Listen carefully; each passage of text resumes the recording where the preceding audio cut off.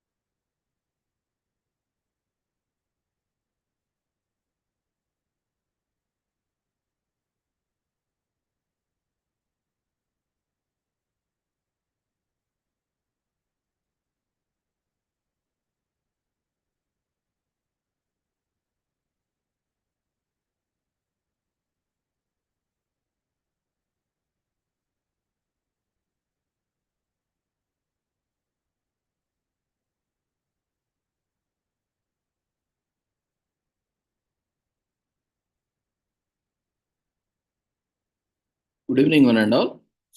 We welcome you all to the international seminar on rabies prevention, control, animal health, rights, welfare, and sustainable development 2024, commemorating Azadi Ka Amrit Mahotsav, nation celebrating 77 years of independence, and United Nations Sustainable Development Goals 2015 to 2030 as part of awareness and campaigns, and also on occasion of World Rabies Day 2024 with the theme Breaking Rabies Boundaries, and also commemorating International Day for Universal Access to Information, and many other national and international commemorations and celebrations. On this occasion, we are organizing international seminar on rabies prevention, control, animal health, animal rights, animal welfare, and sustainable development 2024. So we have notified regarding the international seminar and informed the participants and shared the details in our website so that everyone can register and participate. So we appreciate everyone, all of you, those who have registered yourself for this wonderful international seminar and wonderful sessions on rabies prevention and various other aspects. So before we start today's sessions, let's take the blessings of Almighty.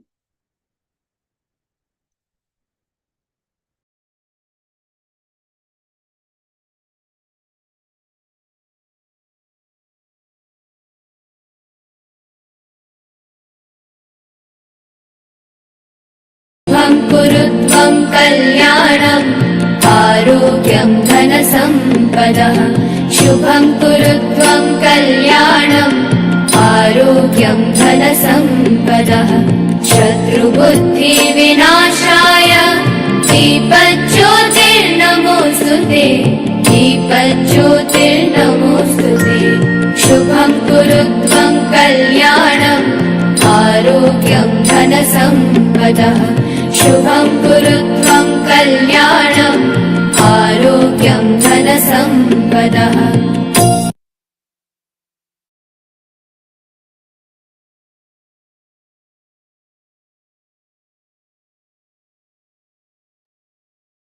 With the blessings of Almighty, we shall continue with today's sessions. The registration form for the international seminar has been circulated on the website. Hope you all have registered. If you have not registered, we are sharing the link in the chat box. Those who have not registered can register. Those who have already registered can ignore it. No need to register again using the Google form link. And everyone needs to register yourself and mark your attendance in the Zoom platform. There is a registration form that is being shared in the form of polls. We request everyone to fill the registration form that marks your attendance and also the feedback form at the end of the seminar, which will be shared after all the sessions. So kindly bear with us and keep learning along with us in the wonderful sessions.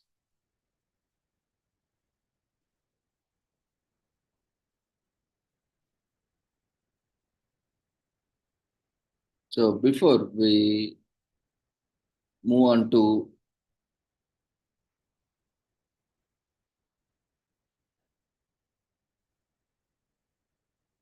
the sessions on rabies prevention, we'll quickly commemorate International Day for Universal Access of Information on 28th September, which is celebrated and commemorated on with the theme for this 2024 is artificial intelligence, e-governance and access to information.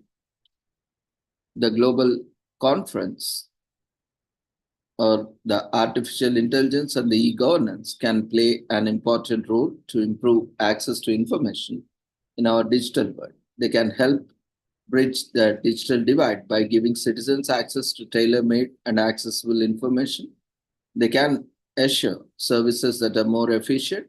Citizens can access public sector information and services nearly instantly, making government services digital enhances transparency and accessibility. However, these developments also increase questions about the fundamental rights and ethical issues of artificial intelligence and e-governance by public institutions.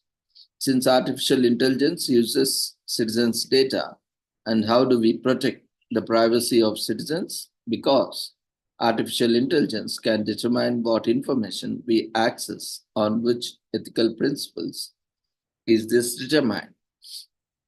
The 2022 edition of the International Day for Universal Access to Information, IDUAI, will be opportunity to discuss e-governance and artificial intelligence with a view of assuring the right to access information.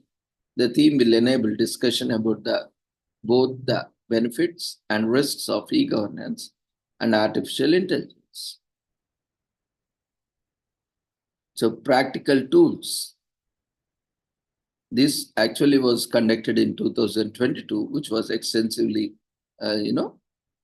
conducted, deliberated sessions, and practical tools and best practices will also, have been also discussed. In fact, every year the sessions are being organized, and it has been discussing, especially in the view of presentation of policy guidelines in public sector and information and a declaration that also affirmed the right to information against the backup on backdrop of good governance principles. So the access to information as informed citizens can make informed decisions. For instance, when going to the polls, only when citizens know how they are governed can they hold their governments accountable for their decisions and actions. Information is power.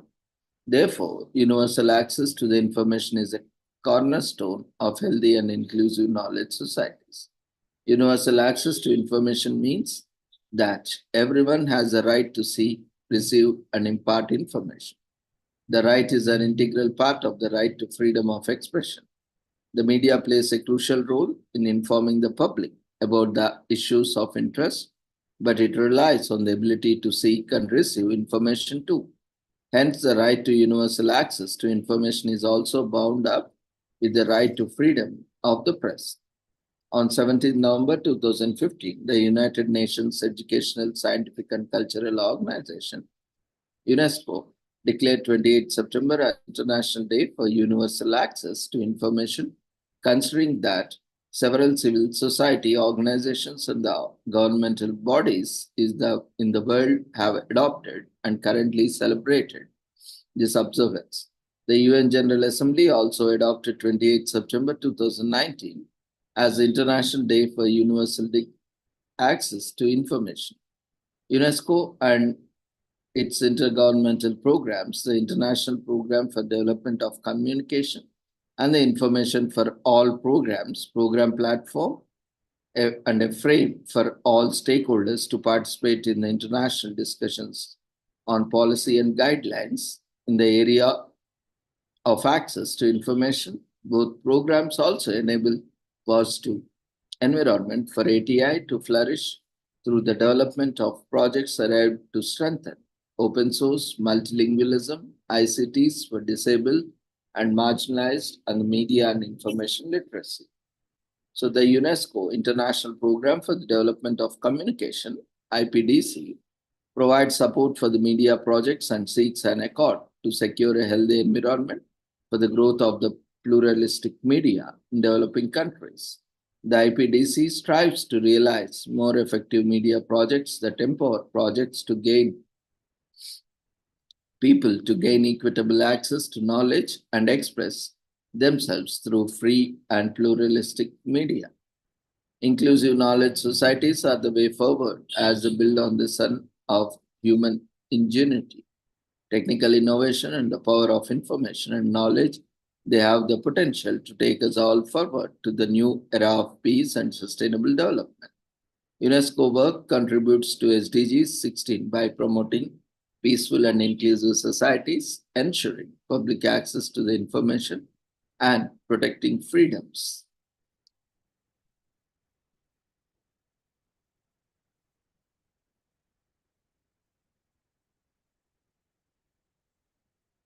Let's watch a short video.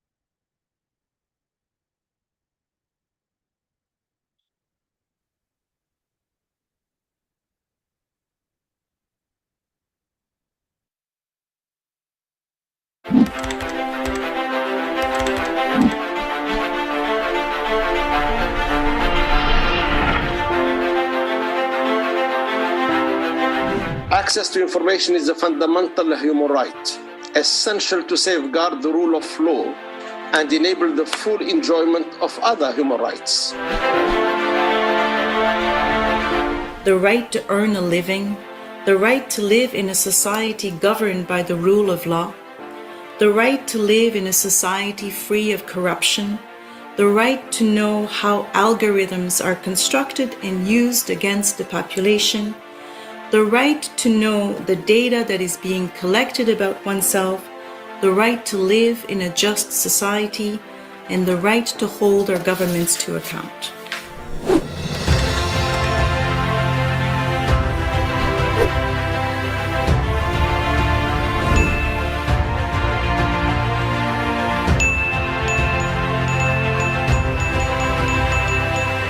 I believe that when people express themselves, freely, then it unleashes the kind of human creativity that you need to be able to propel society forward.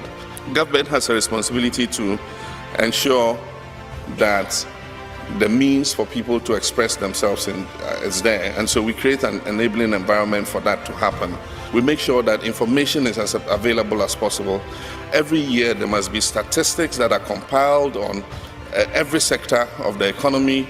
As much information on what government is doing must be made available to the citizens.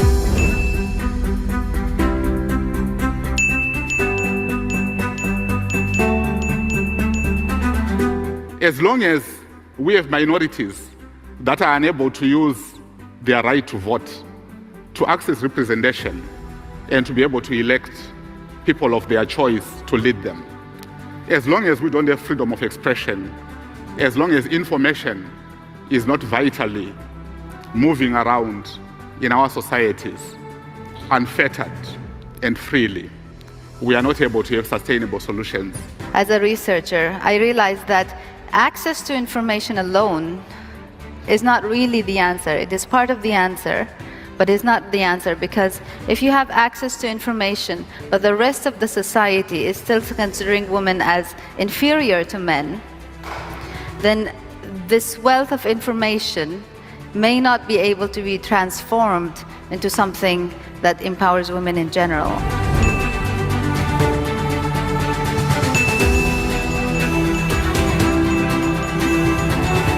It's important for this reason.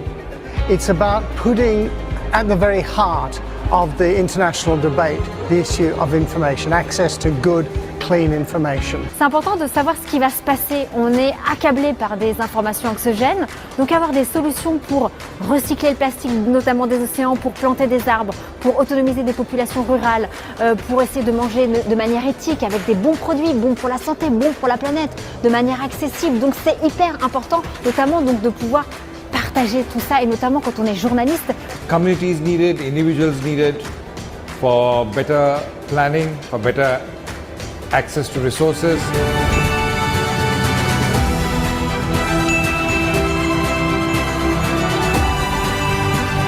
De forma común, la transparencia y el acceso le permite a la gente ejercer de mejor manera sus derechos que la Constitución y las leyes le garantizan. So access of information is important for people to have freedoms.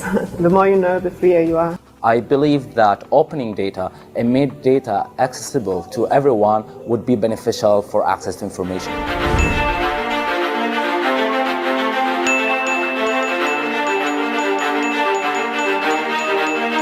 En cette journée internationale, l'UNESCO voudrait donc appeler les gouvernements à ne pas opposer liberté d'expression et sécurité sanitaire. Car sacrifier la première à la deuxième, c'est finalement risquer de se priver des deux à la fois. More than 20 laws has been adopted or modified, among them on openness of the activities of public authorities and administrations, on guarantees and freedom of access to information, on protection professional activities of journalists and others. We learned that timely access to reliable, accurate, and accessible health information can be the difference between life and death.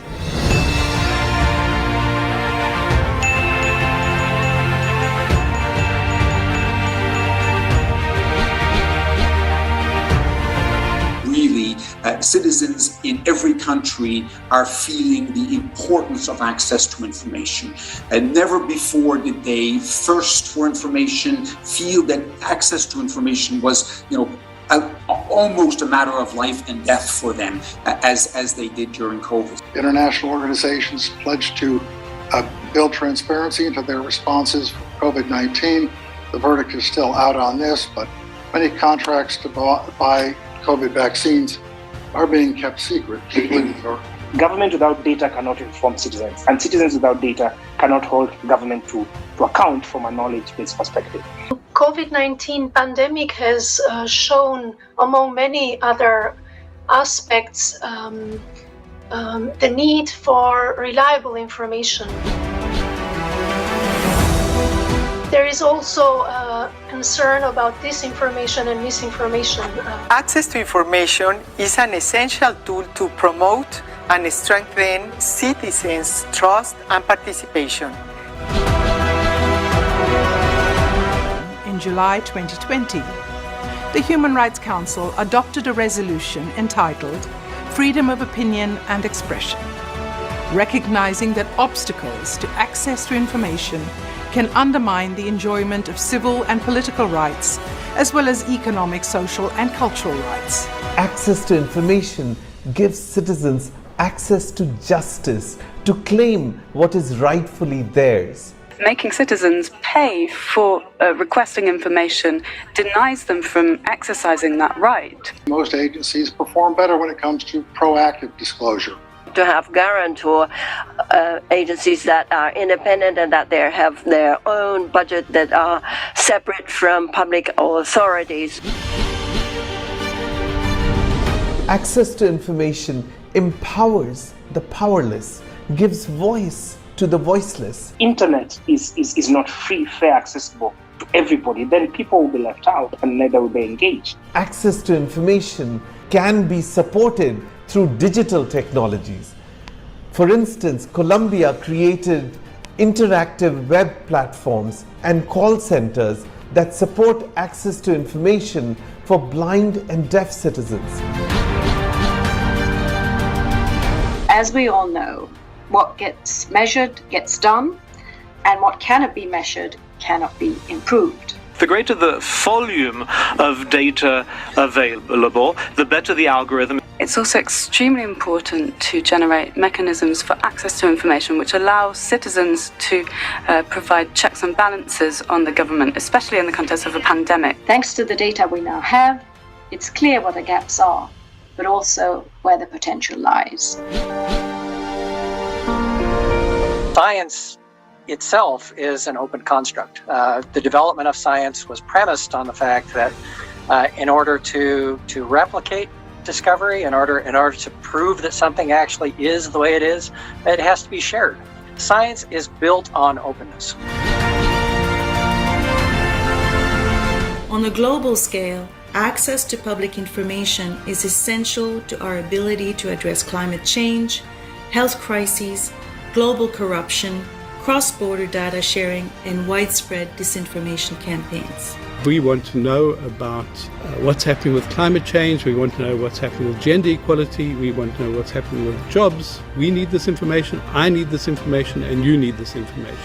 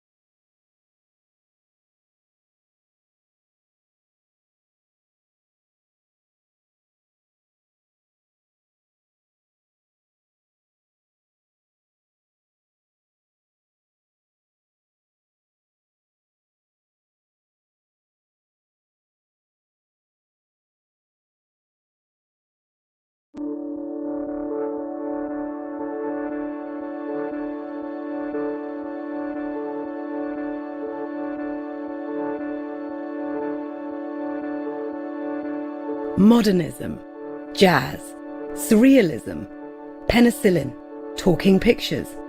These iconic inventions represent some of the biggest breakthroughs of the 1920s, and we still feel their impacts today. The Golden Decade, or the Roaring Twenties, was a period of cultural and economic flourishing following the end of the Great War. World War II was yet to come. The first year of that decade saw the establishment of the League of Nations, when 41 countries met in Geneva on November the 15th, 1920. The League of Nations attempted to realize the ambition of promoting international peace and security through its main bodies, the Assembly, the Council, and the Secretariat. It created commissions and committees to address technical challenges, such as the rights of refugees and stateless persons, the rights of children, arms control, and initiatives to end slavery. The League's activities eventually extended to an unforeseen mission, seeds of which can be found in earlier initiatives in education, peace activism, intellectual rights, and discourses on the spirit of internationalism, intellectual cooperation. The adoption of intellectual cooperation as a concrete task of the League paved the way for the creation of the Committee on Intellectual Cooperation, which met for the first time in Geneva in 1922. Committee members were to include both men and women. Notable figures included Marie Curie Sklodowska, Albert Einstein, Christine Bonnevie, Sarvepalli Radhakrishnan, and Henri Bergson. Recognizing the need for a permanent secretariat with dedicated funds and staff to execute its program, in 1923, the League accepted an offer of assistance from the French government. The proposal was adopted on the 23rd of September 1924, setting in motion the creation of the International Institute of Intellectual Cooperation, which was inaugurated in Paris on January the 16th, 1926.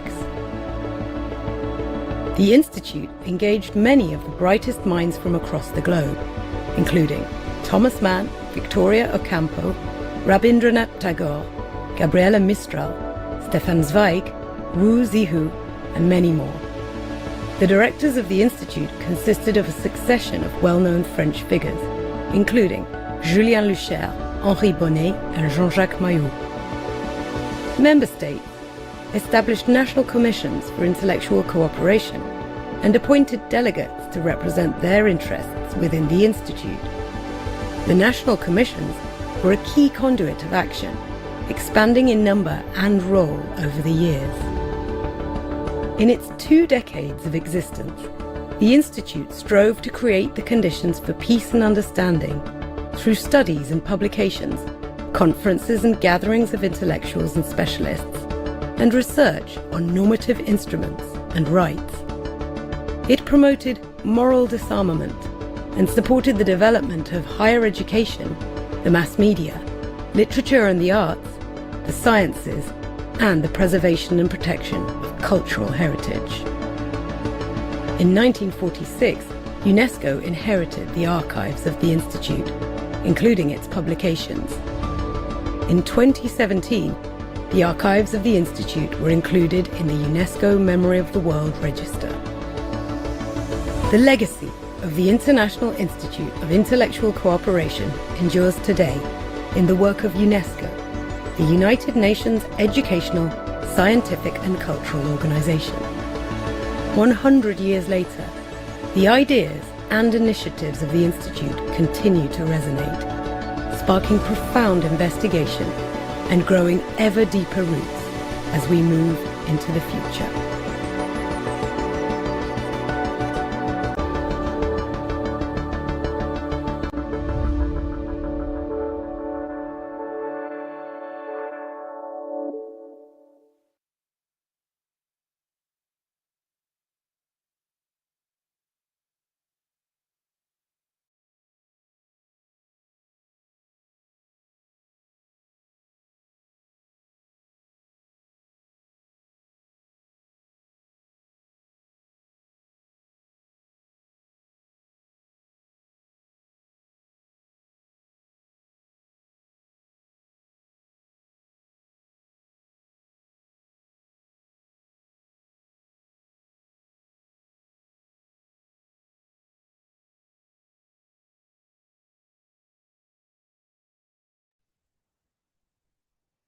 Today, we are also commemorating International Rabbit Day, which is celebrated on last Saturday of September every year, falling on September 28 this year.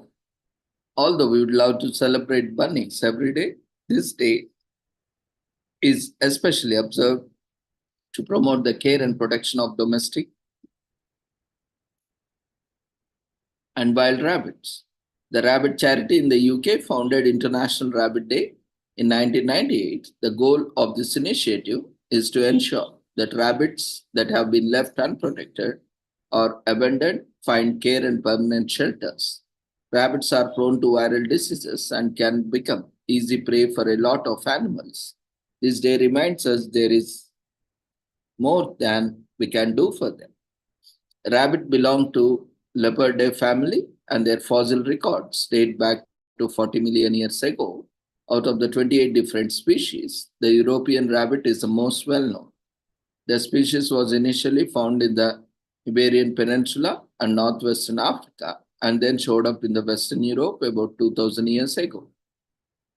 During the early 1950s, a viral disease called myxomatosis proved to be lethal to European rabbits, and the initial wave wiped out 99% of the population in Australia.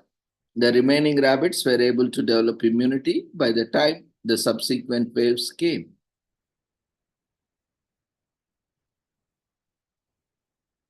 In recent years, the rabbit population has been declining, and this has resulted in a larger impact on our natural ecosystems, as rabbits are a vital prey for other animals.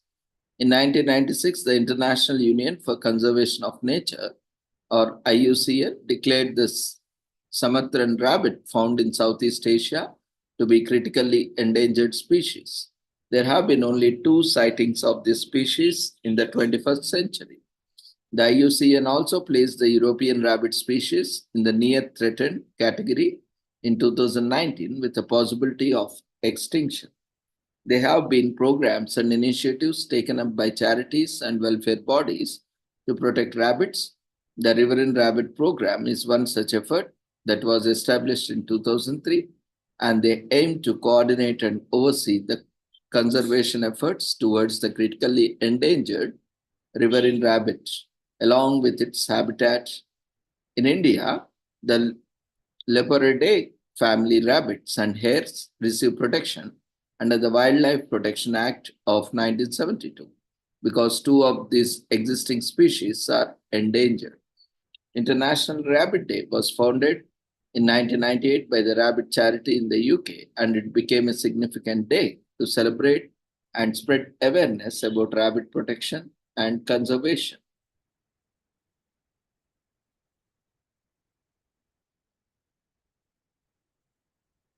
To stay healthy and active, rabbits must exercise for at least 3 hours every day and be let out their cages to run and jump around.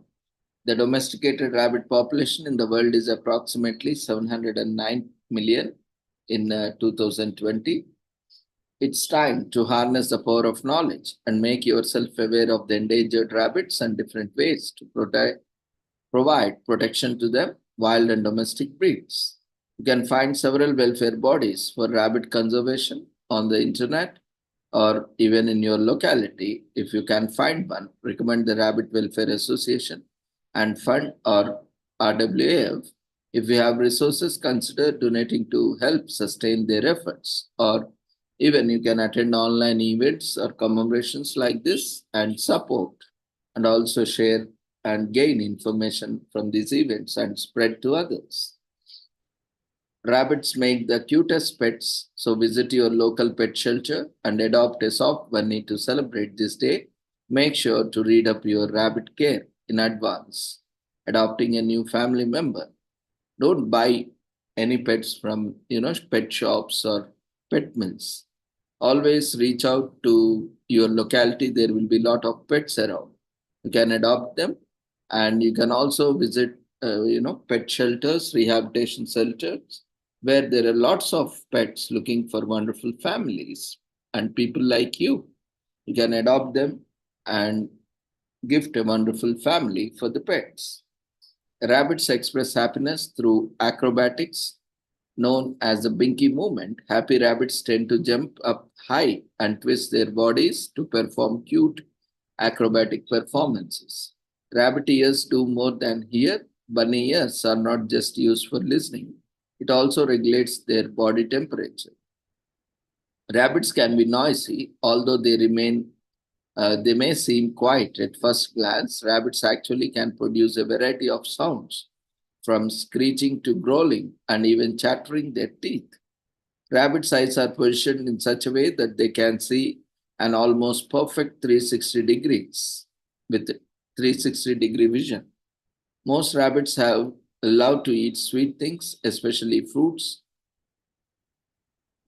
And rabbits love us just as much. We love them. They love having company and getting our attention. Rabbits are prone to disease and become prey to many animals in the wild if left unprotected. So rabbits need protection. They need our care and protection so that their low numbers can rise once again, where they are threatened. So there is a reason cute bunny compilations get millions of views on the internet. Rabbits are small and cute, and they deserve nothing but love.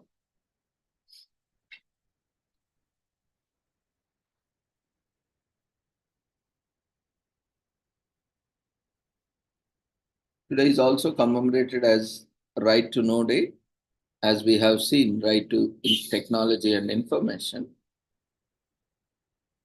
So on this day, we celebrate our right to browse the internet, search for information, get it and post information on our online and social media or blogs.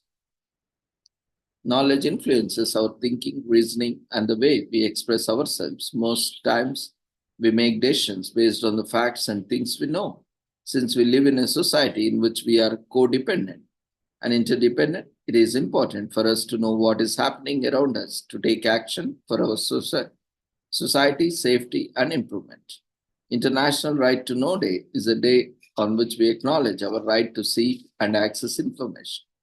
The day was first inaugurated by UNESCO conference in 2002, which was discussed just now before this commemoration, after which it was adopted to developed by many international civil societies, which celebrated it in 2012.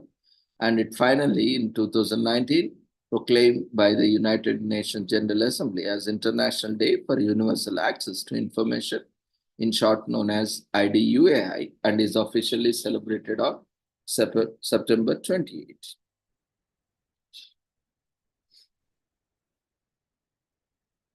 Today is also commemorated as world's largest pet walk on September 28 this year. So it is an annual fundraising event that brings people and pets together to celebrate the health benefits of staying active. Individuals with pets take to the pavements with their respective pets every year.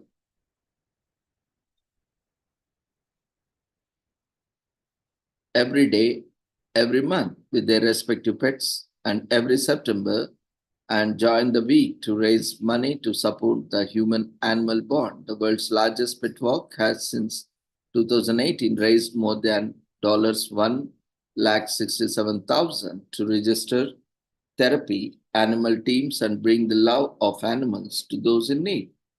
The relationship between pets, particularly dogs and humans, have lasted for almost as long as time itself. Dog domestication was greatly influenced by the continued crossbreeding between dogs and wild wolves, and older dog populations gradually give way to new ones. A few genetic studies have recorded evidence of early domestication events in specific regions. One such study posts that early dogs dating about 12,000 to 14,000 years ago came from a small strain of grey wolves that inhabited India at that time. For many years of this relationship between man and dog, there was no culture of walking dogs because there were far fewer people than today. And therefore, society was better structured to allow dogs to roam more freely. As time advanced, individuals began to walk their dogs, putting them on a leash and leading them through specific paths. For some, it was nothing more than a display of social elitism, while others did as a result of the bond that they had formed with their pets. Dog walking only began to gain ground sometime in the 19th century. Professional dog walking became a thing in American society when Jim Buck pioneered the trade. And today, we have individuals who are specially trained to walk dogs and who help dog owners walk their dogs at a cost. Some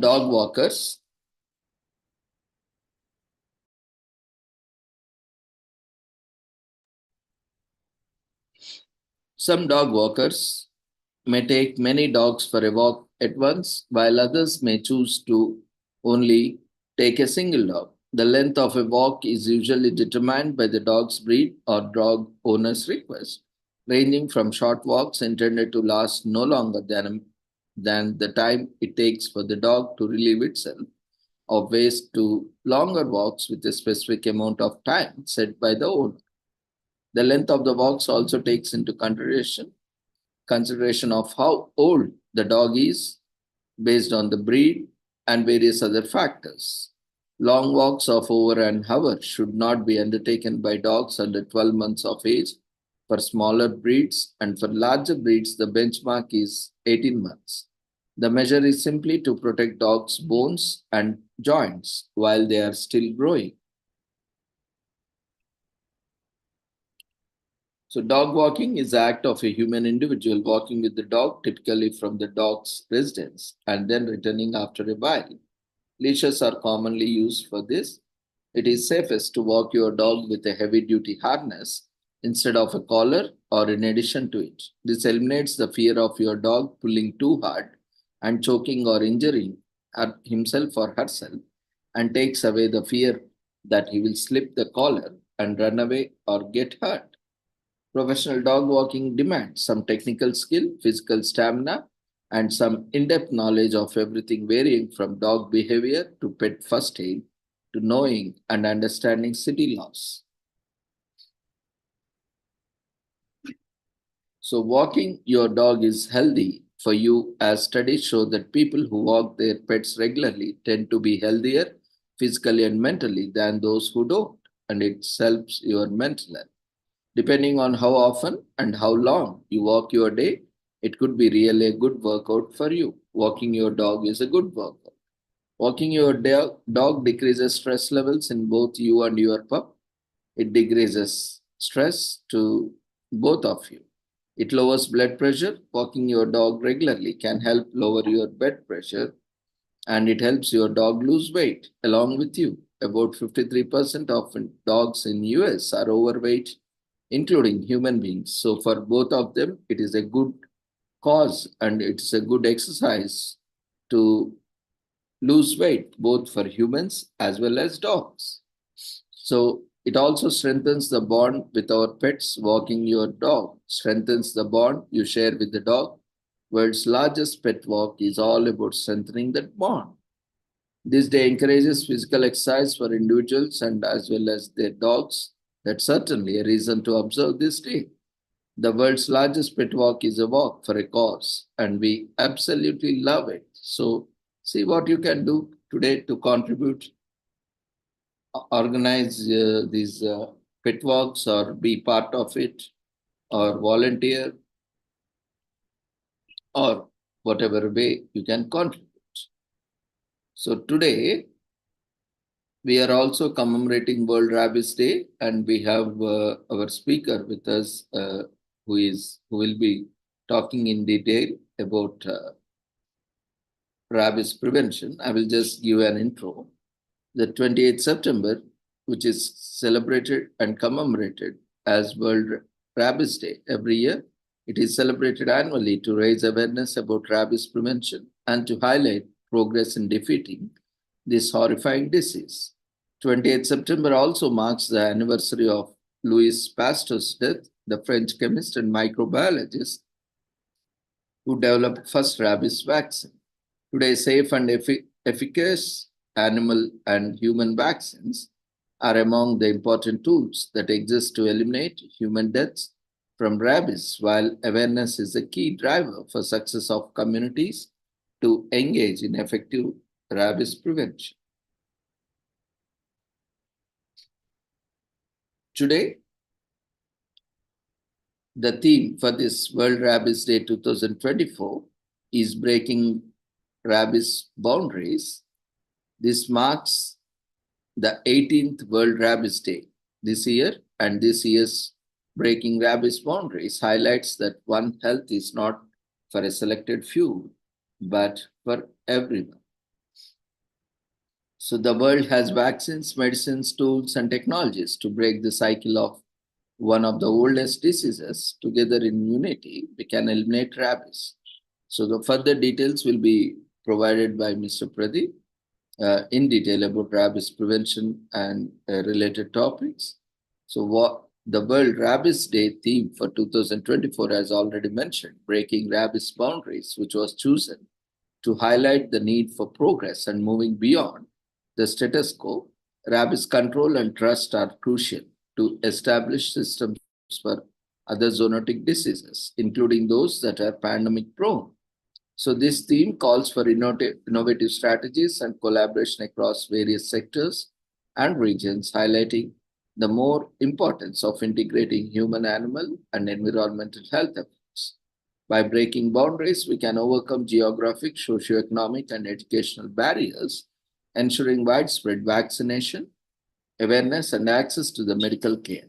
The unified approach is crucial in the fight against rabies, fostering a world where the disease is no longer a threat to both humans and animals.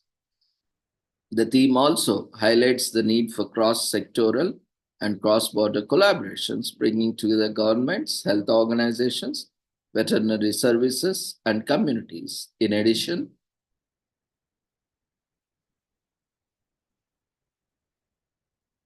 there is also a double meaning in the theme, in that rabies itself does not recognize borders or boundaries, so it is a transboundary disease.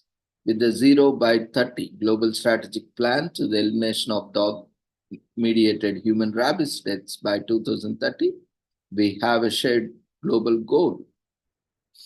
The theme further emphasizes the importance of equality and strengthening overall health systems by ensuring that one health is not for a sector, for a selected or for a select few, but rather something that should be available to everyone. By collaborating and joining forces across the sectors, engaging communities and committing to sustain dog vaccination together as one, we can work towards one goal: to eliminate one disease, to make one health available to all, using rabies as an example.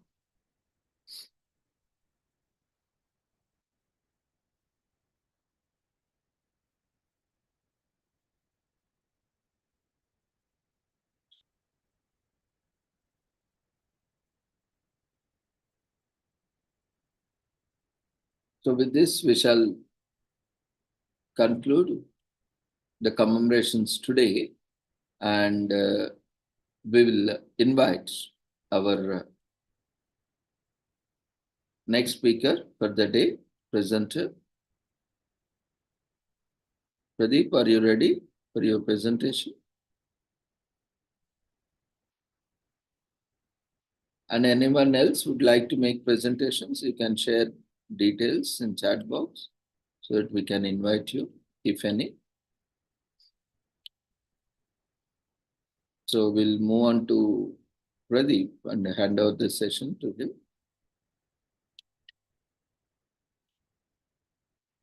Pradeep is an annual activist, and also he's rabies prevention educator.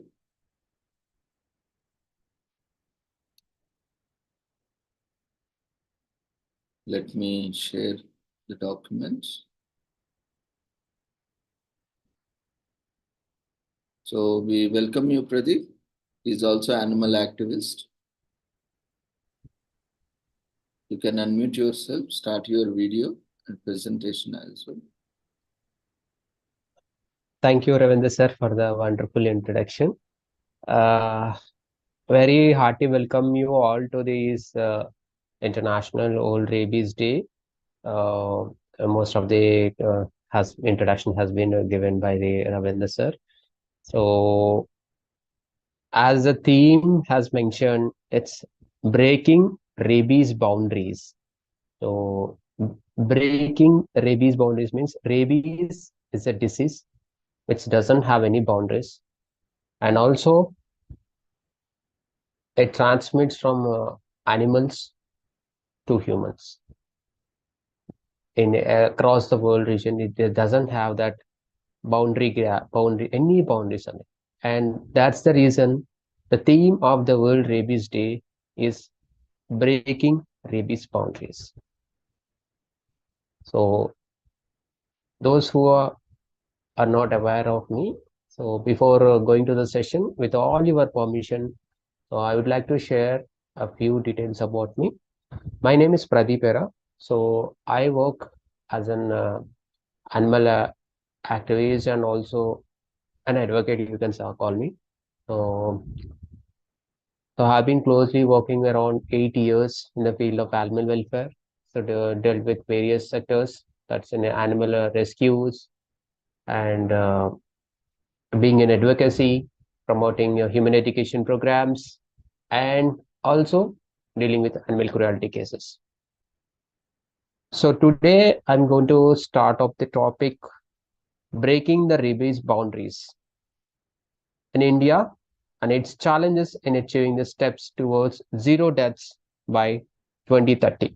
The zero deaths by 2030 is the WHO timeline to eliminate rabies, and we're going to discuss why India, being an growing population, and we are having a vaccine preventable disease, we're becoming a global problem and leading cause for death of animals and humans.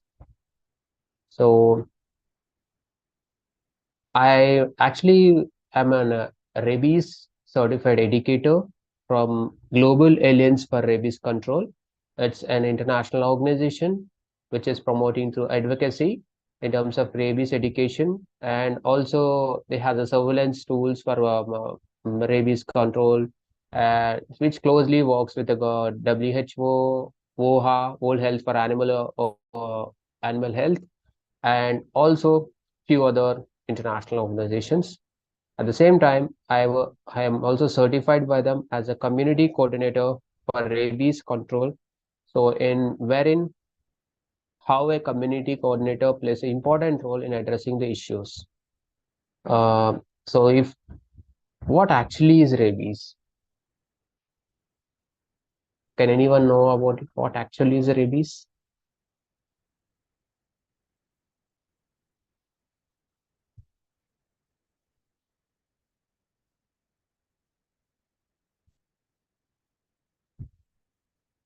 Any ideas? You can share in the chat box.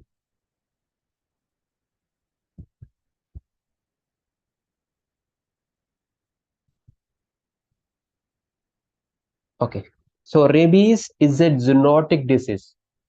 I mean to say zoonotic is something, the diseases which is spread from animals to humans.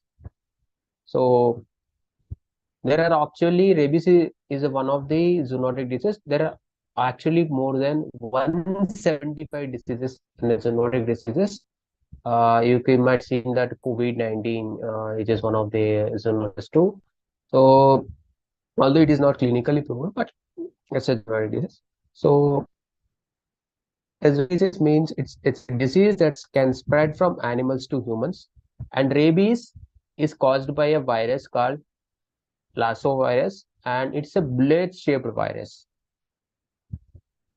And it's for the rabies. If you can see, animals, especially the many dogs, which is becoming created for rabies.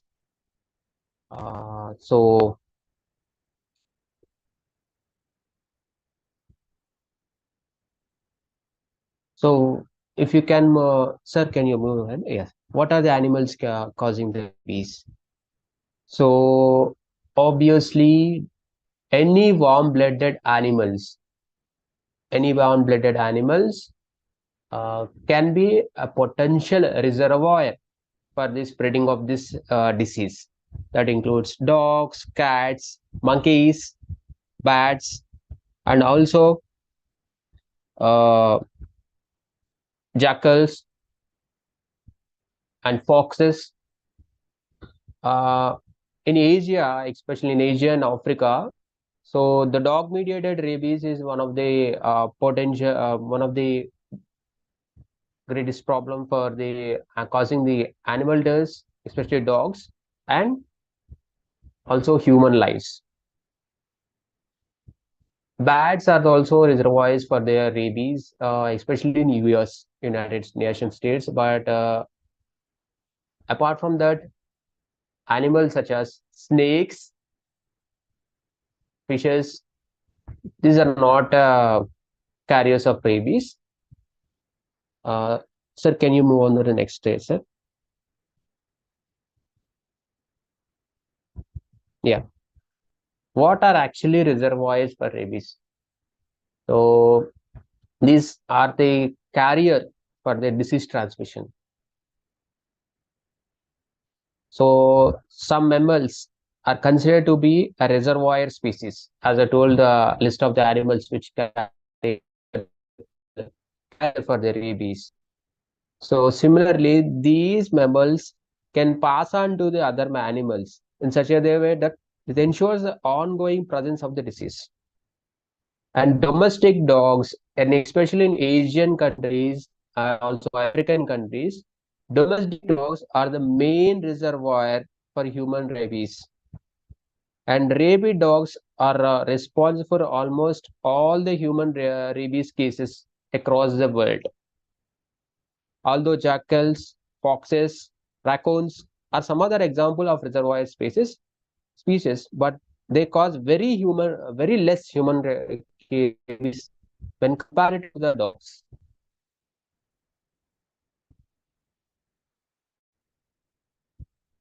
You can now ask me, how the rabies problem?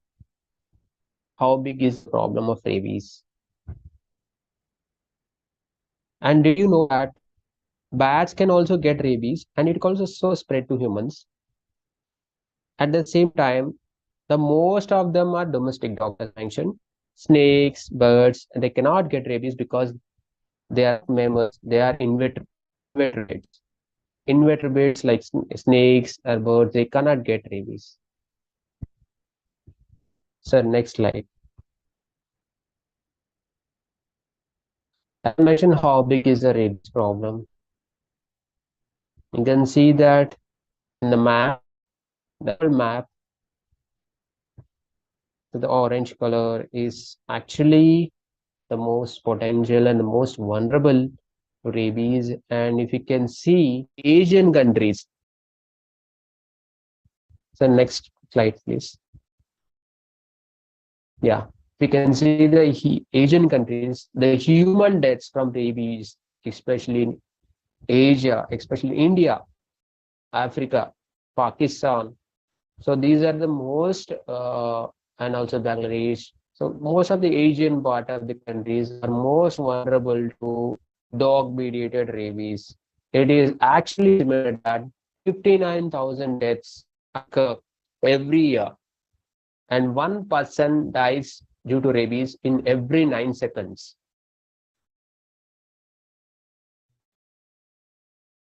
A preventable disease. We have a vaccine for it. Why it is happening that? In addition to human deaths, it is estimated hundreds and thousands along not only the humans, it is a matter of animals' lives too. It is estimated that hundreds and thousands of animals die due to rabies every year, creating a huge suffering for individuals. For example, cattle also suffer from rabies. They are dependent on the livelihood, and also they have a companionship too, and even the dogs too. The dogs are actually stands for loyalty and companionships. So the animals die due to rabies. Not only that, they bring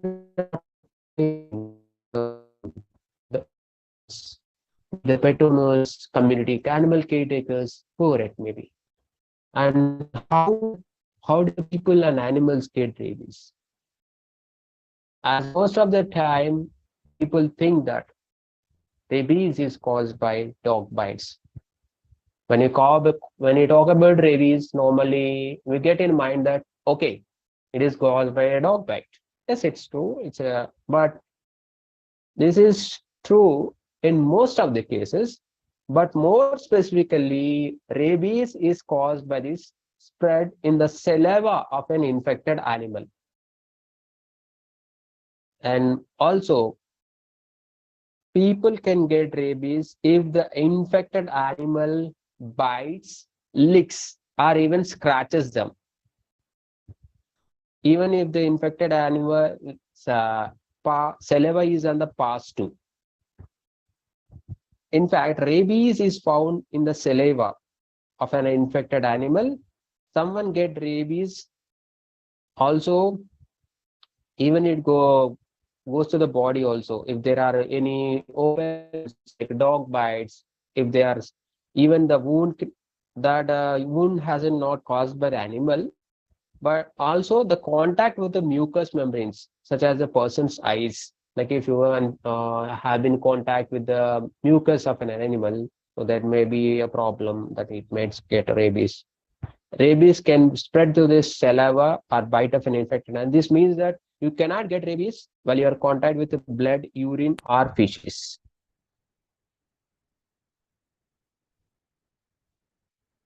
And now you can see that how it spreads. Now we will be talking about what happens when a person has been exposed to a rabid animal or a bite. Let's say, for example, when someone is exposed to rabies, they will not get the symptoms immediately. It's something like when we are exposed to COVID, we will not get the symptoms, right? There will be some timeline, and this timeline, which actually call as the time between exposure of the rabies symptoms, the time between the exposure and also the appearance of the rabies symptoms, which we usually call them as incubation period. The incubation period varies from person to person. Someone with high immunity, it will take some time to show the symptoms. But for someone who is very low immunity levels, they may have that thing also. And once the virus reaches the brain symptoms, there is a time, as I told you, right? The virus which expose like the rabies symptoms. I mean to say, once the exposure time is there, the exposure and rabies symptoms are there appearing. Once the virus reaches the brain, the symptoms will appear. And once the symptoms appears, there is no treatment for that. The person will go to the coma stage, and some cases they may die too. Now, if you can see the symptoms, what actually happens in a person's. So normally they will have a fear of water, which we call as hydrophobia. And also, sir, can you move through the next slide, sir? Yeah. And as I told you about the humans, it normally will have usually between 1 to 3 months, and it actually varies also as I told you, that person to person. But symptoms also can appear in the less than a week or even more than a year. It depends upon the immunity level. The time it takes a rabies symptom to appear typically depends upon where the exposure of the wound, for example, the person's body, where it actually, even if it is further away from the brain, the longer, for example, the wound happens to be away from the brain. So in that time, the symptoms also take some time too. And also how severe the exposure, many sides of the exposure of the person's body, how much of the virus deposited in the wounds during the exposure. So these all determines the symptoms for a person to appear. Sir, next slide. So what are the symptoms of rabies in humans? If no preventive steps like wound washing, when we have been bitten by a dog, there should be something like a proper wound washing where you will be covering all this. So you haven't done the proper wound washing, or else if you haven't taken any vaccination, symptoms will appear after the incubation period. As the virus reaches to the brain, the incubation period will the symptoms will appear. The initial symptoms, you can, although these symptoms like they vary from person to person, these are the common symptoms, which includes fever, headache, generally feeling unwell, and also pain or unusually unexplained tingling sensation. Some may get as a fever, unusually headaches, and generally they are not feeling well also. And also what some may have a tickling sensation, and where the bite or scratch has happened, they will have this tickling sensation, burning sensation, and also some other unusual symptoms. So next slide. And some may have the flu symptoms too. And as the disease progresses, as the incubation period passes on, person will experience the additional symptoms too, such as fear of bright light, fear of water. As I mentioned earlier, fear of water is one of the symptom which we call as hydrophobia, and the person will not able to swallow the food, and he actually behaves aggressively. He has a hesitation behavior, and also the excessive salivation. This is common in animals too. We have this thing, drooling, we call it as hallucinations, seeing or hearing the things that are not real. Fever and headaches, as I mentioned earlier. Excessive sweating, palpitations also sometimes it happen, and muscles that gradually become paralyzed, and starting at the site of the bite or a scratch, wherever the bite has happened, the muscles will gradually become stiff, and sometimes they will become paralyzed also. Next slide, sir. As the symptoms progresses, as I told you earlier also, once the symptoms gradually progresses, the patient will slip into coma stage, and they will and sometime after the coma, the later stage is death. While many of the symptoms in rabies can vary, 99% victims of the symptoms slip into coma and they die.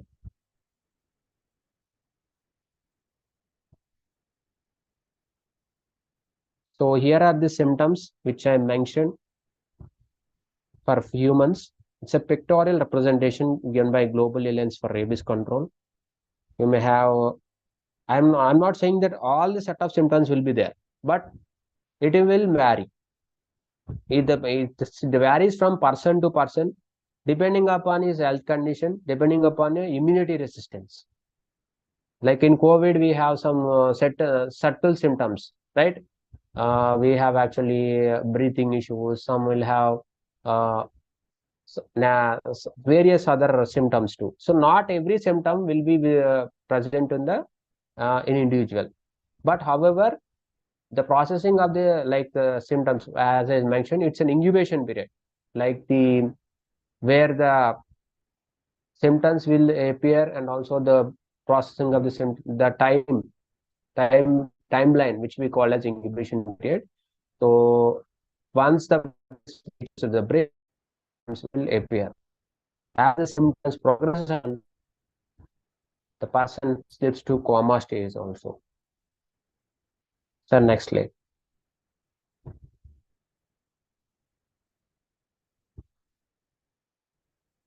And one to remember that rabies cannot be cured once the symptoms appears in the person, but the person can made comfortable by giving the medicine to help to relieve the suffering. The symptoms appeared, there is no cure for the disease, but however, as a temporary remedy where the healthcare professionals will give it, but which can be a comfort to the, which can relieve the suffering, but it can, let's say, temporary comfort for the victim and also the family. Next slide.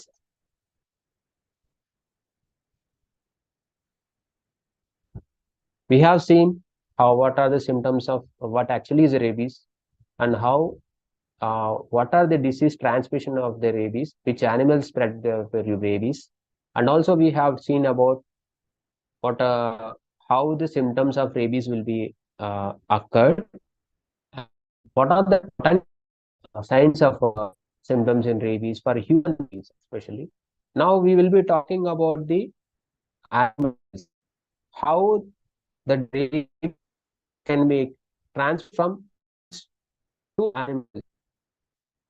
Humans can also have, as I mentioned, that human beings have an incubation period. Similarly, the animals will also have an incubation period. The time between the exposure and also the signs appearing of rabies. And as mentioned, that humans, they will have some certain timeline. Similarly, for animals also, it will vary according to the species. For example, if you take example of companion animals like dogs and cats, they usually show the disease of the disease between 2 weeks and 3 months. Within the 2 weeks to 3 months, if symptoms appears. But also this they can be also within 10 days or even 6 months. So it is actually vary. Incubation period in other mammals, for example, it can differ according to the animal's health, size, and also other parameters. If we take example cattle, it takes a longer time, longer periods due to their size to display the symptoms of the rabies. Sir, next slide. So what are the signs of rabies in dogs? Everyone say that if a dog is aggressive, if a dog is biting, not every biting dog might have a rabies. It is again it is based on the behavior of the dog. But however, there are some notable signs that you can see that, okay, these are the signs of a dog which is having a rabies. One among them is excessive salivation. Like in humans, we say that excessive salivation, right? Even for the dogs also, we have the dogs also, they have the excessive salivation, where the saliva will be mostly coming. So it is called as drooling. And they seem to be tired, lethargic, and they have what I call as a drunken person, how they walk. Similarly, this dog will also walk in unsteady walk, we used to say. I'm properly saying there will be an unsteady walk. And during the signs of a rabies, and what we can say that most friendly dog can become an aggressive dog. There will be change in the behavior, that you need to observe it. And the most friendly dog can become an aggressive, and most aggressive dog can also become a friendly dog. So if there is a change in the behavior, you need to understand, you need to also check with the community or who is taking care of the dog, whether the dog is vaccinated or not. And the dog will bite for no reason. If the most friendly dog started to bite, then you need to understand there is a change in behavior, and it is having some subtle symptoms of rabies. And at the same time, they will also have hallucinations. They will make a loud noise, loud sound, and they have a low vision. They are very susceptible to sound. They actually, when they hear any sound and all, they'll get irritated. And at the same time, they will, like in humans, where the stiff muscles will be there, even for the animals also, they have this called as paralysis. A paralytic situation will be coming, and they also have a fear of water. Whenever the dog has been signs of rabies, they also fear of water. They don't drink water. That is which we call as hydrophobia. Next slide.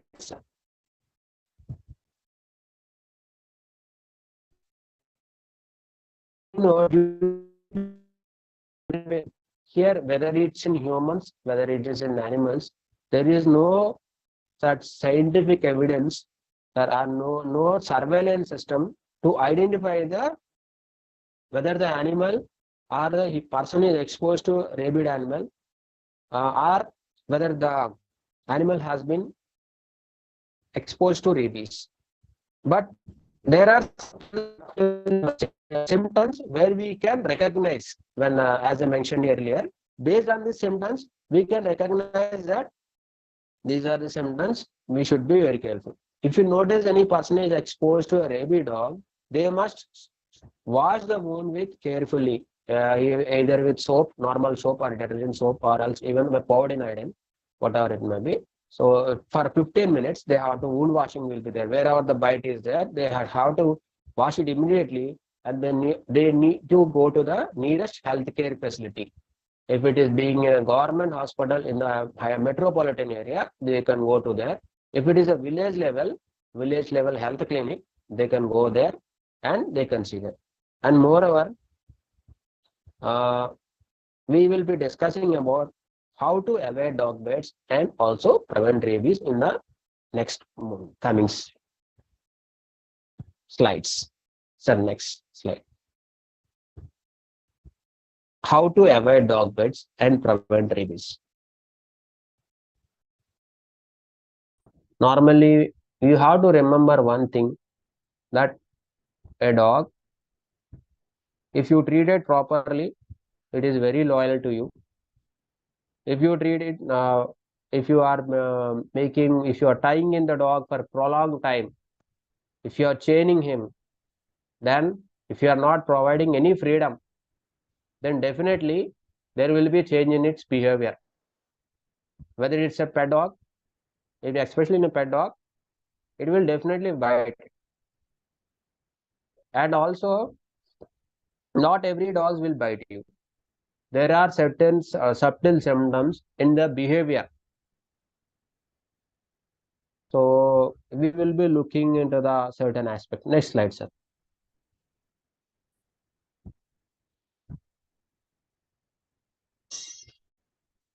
The importance of avoiding dog bites. This can spread by licks and scratches from the dog bites, mostly from infected dogs. The most common way is the disease is spread. As one of the best way to avoiding dog bites is avoid being bitten by dogs. You might get this question, how I should avoid getting bitten by dogs, because I used to go on the streets when some community dogs comes, and it will definitely barks at me, because I am not that familiar with the animal. I have a fear of dogs. How to prevent this? You might have this question. You might have many of these questions. The first and foremost thing is, when you learn some symptoms, like when the body language of a dog, you will understand like how should we have to protect ourselves. And mostly the bites are happening for children under the age of 15 years, because children are very curious and they want to know each and everything, and they have a special bonding with the dogs also. So what they actually do is, out of curiosity or playful mode, they will go and they will either pull the ears of a dog, or you can pull the tail of a dog, or if they saw the puppies which has been there with the mother dog, they will try to take away the puppies. They want to play with them. So in that process, what actually happens is children get bitten by the dogs, and most often they are the vulnerable for the exposed to rabies. Next slide, sir.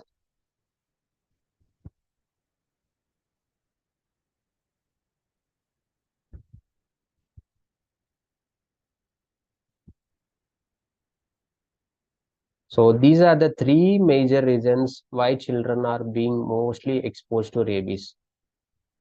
As I told you, children have a curiosity. They want to play with animals. They don't know how to recognize the threatening behavior in dogs.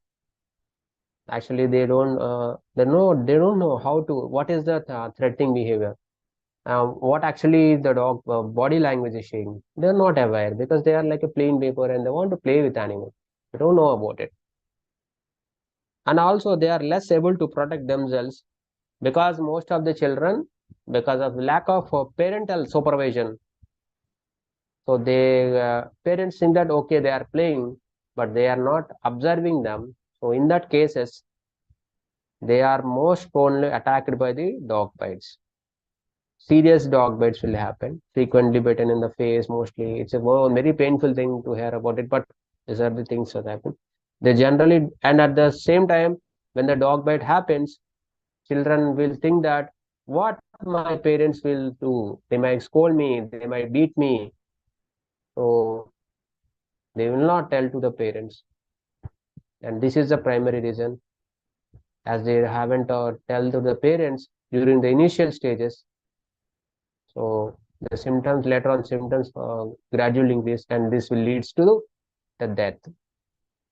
And you need to know that all dogs can bite you. Even the dog is very familiar to you, even a pet dog also. If you can't treat it properly, you don't know, then you need to understand also their dogs also have a boundaries.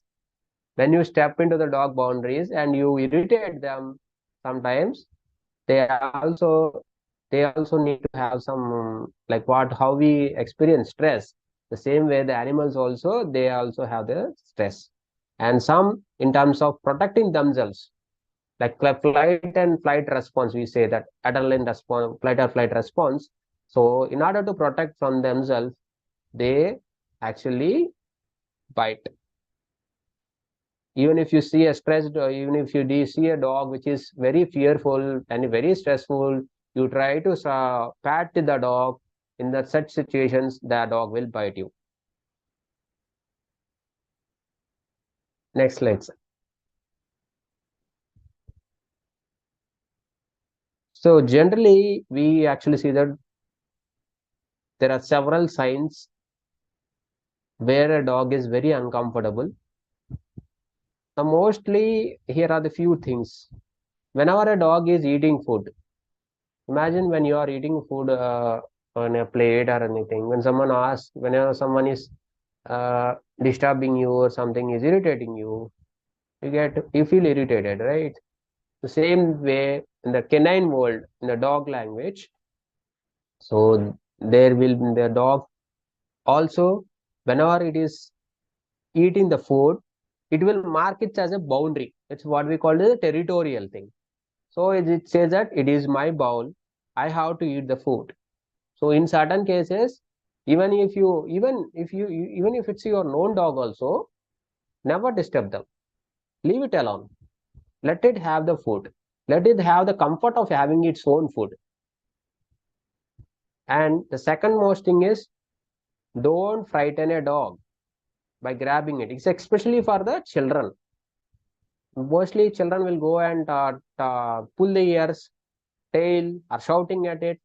Now imagine if I go and shout on a human being, if I pull their ears, how would they react? They'll get pain, or else some extreme cases, they will try to beat it.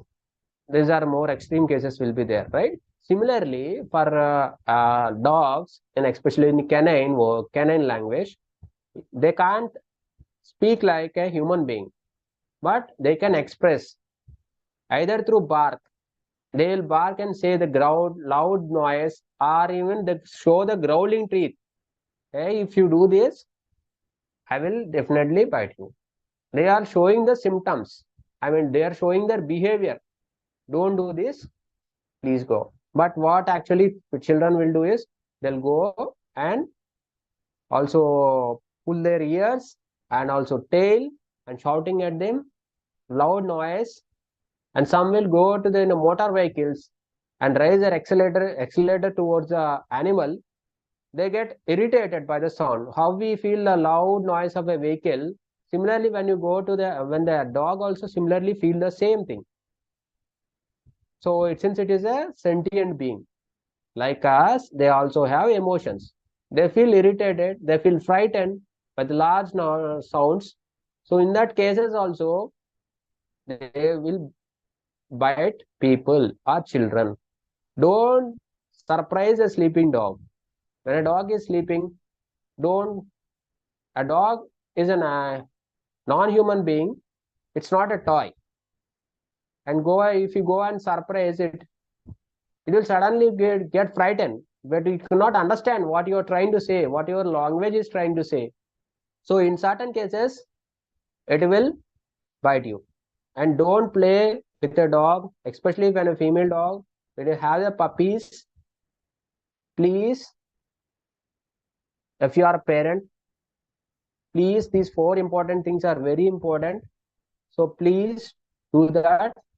Never play with a dog, with the puppies, especially when they are feeding them. So especially when the puppies are feeding with the mother, tell the children. And children, this is one of the illustration which is taken from the Global Alliance for Rabies. Children being educated about the dog prevention and dog ownership. As I mentioned that one area of preventing rabies is vaccination. Another thing is human education. Human education means telling the children what to do, how to behave with an animal. The way how we tell with children, how to behave with our society, how to behave with our elders, how to behave with our younger people. Similar way, when you are with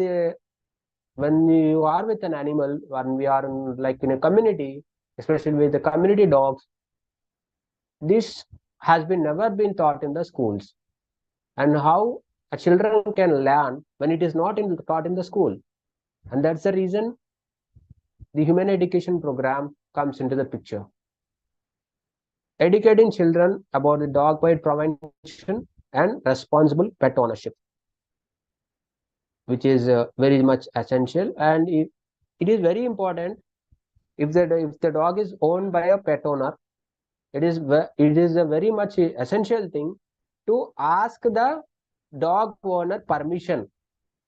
If you say, for example, a child is there, when he is going to pet a dog, should ask a permission. Let's say, for example, uncle, is the dog is friendly? The owner says, yes, you can touch the dog. It's a very friendly dog. You can touch it. You can touch it, no problem. Because the owner knows the behavior of the dog. And the owner knows that it's a very friendly dog. And it is not showing any stress symptoms. Then you can go and after asking the permission, and you can approach the dog very gently. Let the dog come to you and sniffs you, and after that you can pet it. But don't frighten. If the moment you are frightened, it will also start to do that, and it will bark, and it will. Not every dog, but some dogs are like aggressive. Some are very frightened. So there will be such cases. So it is always advisable, if you are approaching any pet dog, ask the owner permission. Without owner permission, never touch a pet dog. Next slide, sir. How can dog bites caused by unknown dogs be avoided? Just because a dog is not known to a person, it doesn't mean that it's an aggressive or more likely to bite people. As I mentioned that not every dog is an aggressive dog, not every dog is a rabid dog, not every dog is a fearful dog.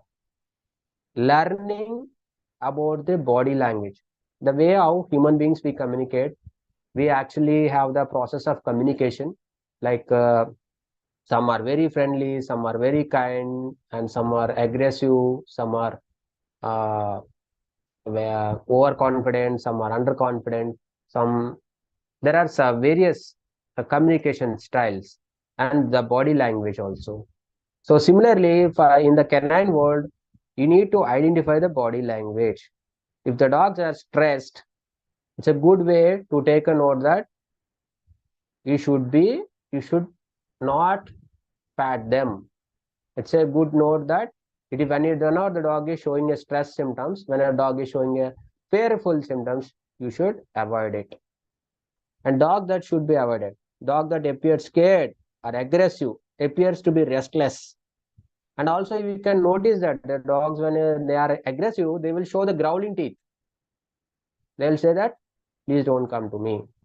So they will show this fear, and at the same time, they will the tail they will cover, they will actually hide the tail, and also they will straight away biting and showing the teeth, and sometimes they will run away. If the dog is ran away, means you need to understand it's in frightened mode, it's in severe stress. You should never try to approach such dogs, because you might get bitten by them. And at the same time, protecting ourselves, which is very essential. Whatever, if you are unsure whether the dog can be safe or approach, avoid. I would say, if you don't know the behavior of a dog, whether it's a aggressive, friendly, or stress, I would say that you avoid. Not every wagging tail dog will be a friendly dog. Try to observe the body language, and accordingly, if it's a pet dog, take the owner permission. If it is a street dog, there will be community animal caretakers to take care of the animal well-being. You can ask them if they are available, or else stay away from them. But don't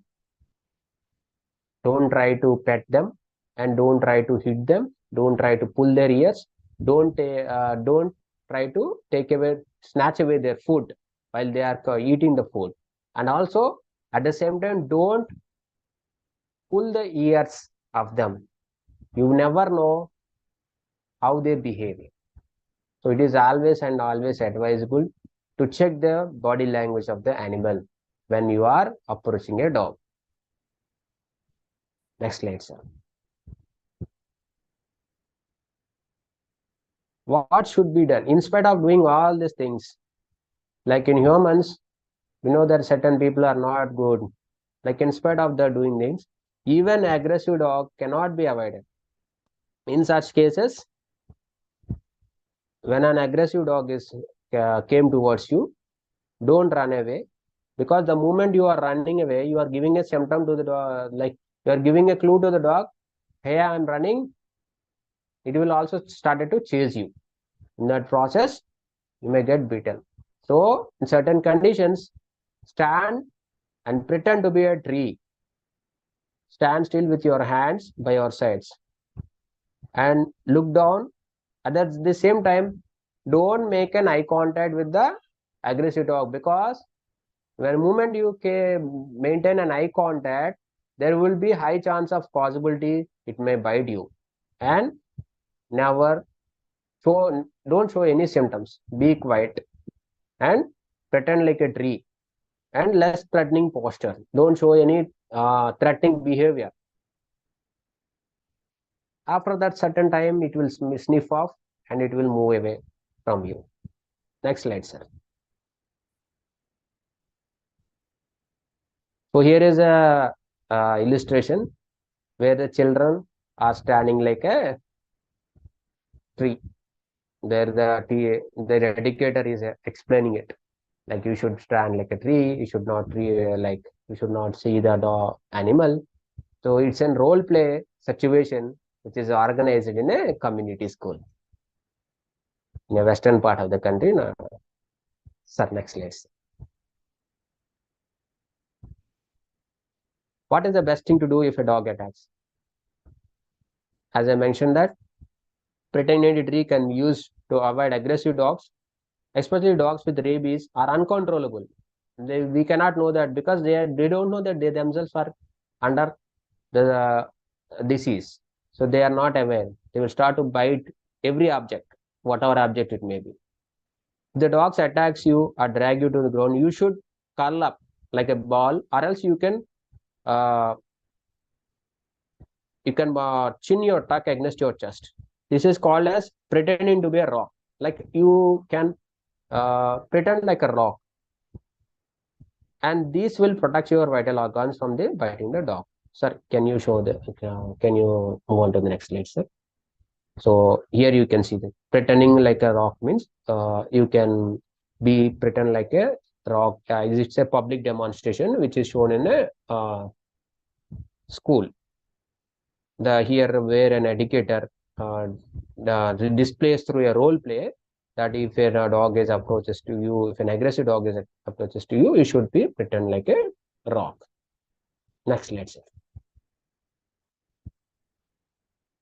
So you have seen till now what actually is a rabies and what are the diseases like the animals causing rabies, and also what are actually reservoirs for rabies, what are the symptoms in humans of rabies, and also what are the symptoms in animals, and also how should we protect from ourselves from the dog bites and also rabies.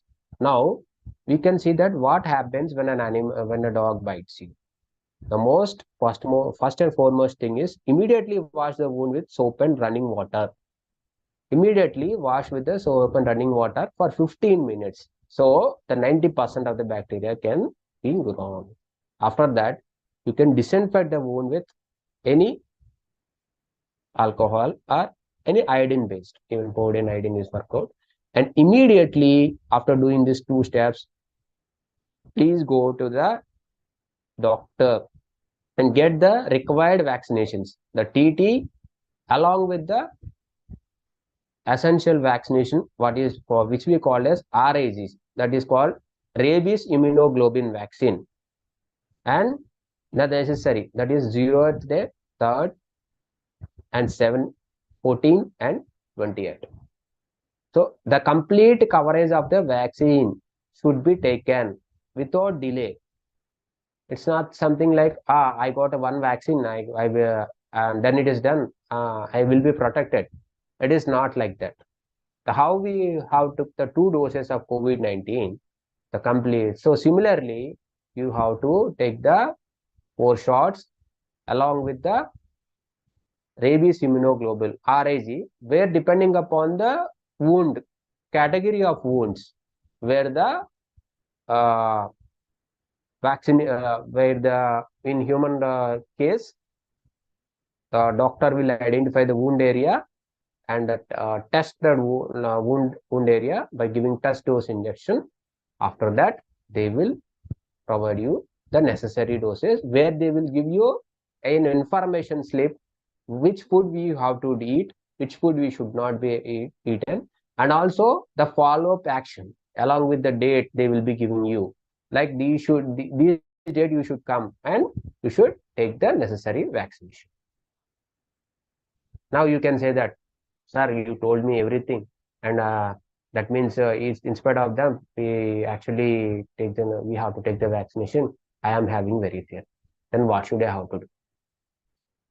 So instead of getting the dog bitten by the dogs, it is very advisable to vaccinate your pet dogs and community dogs.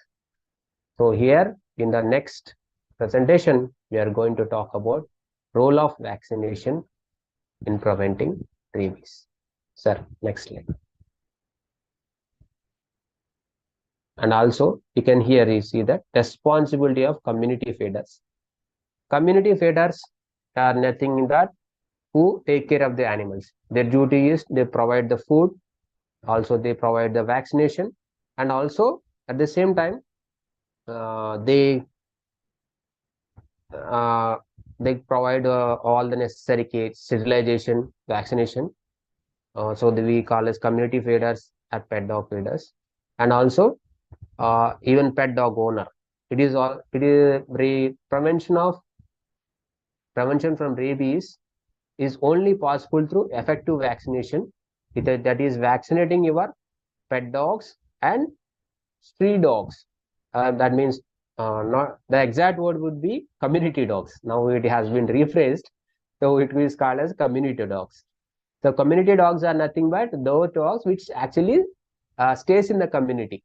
The community people will give some food, they will come and they will eat, and they actually they play.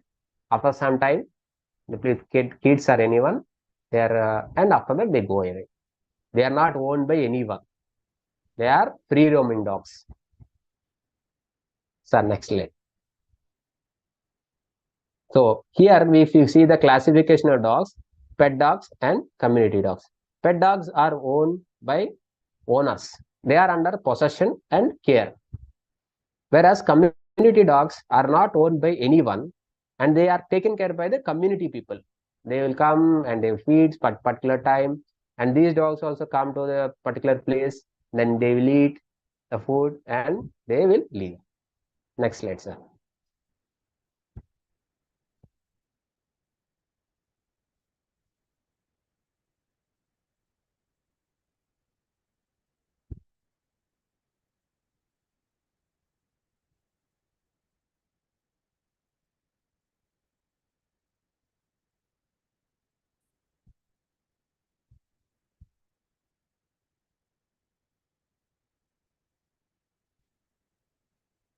So, for the well-being of humans, we have Maslow's theory.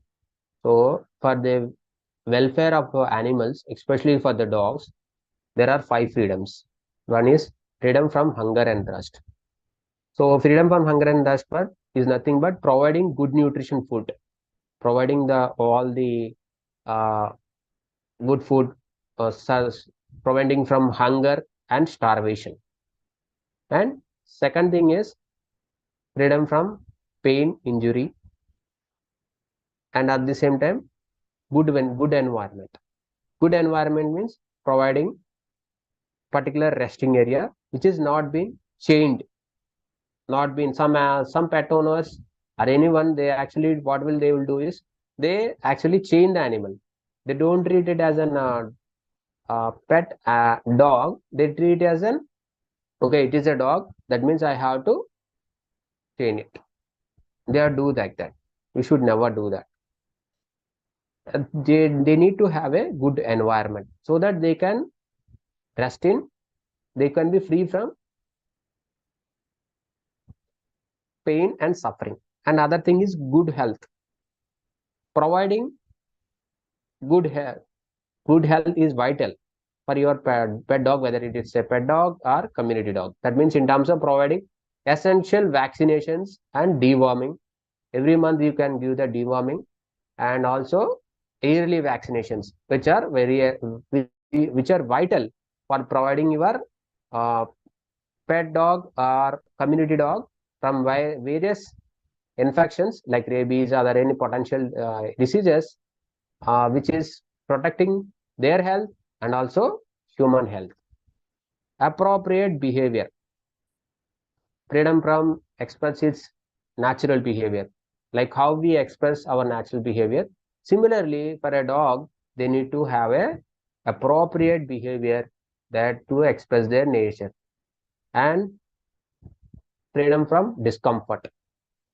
Providing a positive mental experience, like when you own a dog, it is your responsibility. It's just like a family member. So it is always advisable that you provide all the care to them. Don't treat them as an toys. They are also living beings. Provide the optimum care and everything. Next slide. Importance of vaccination. As I said that preventing dog bites or rabies, which is possible through vaccinating dogs. Vaccination of dogs plays a vital role in preventing various infections, whether it's a pet dogs or community dogs. Yearly vaccinations are important to protecting your pet health and also your health. Next slide, sir.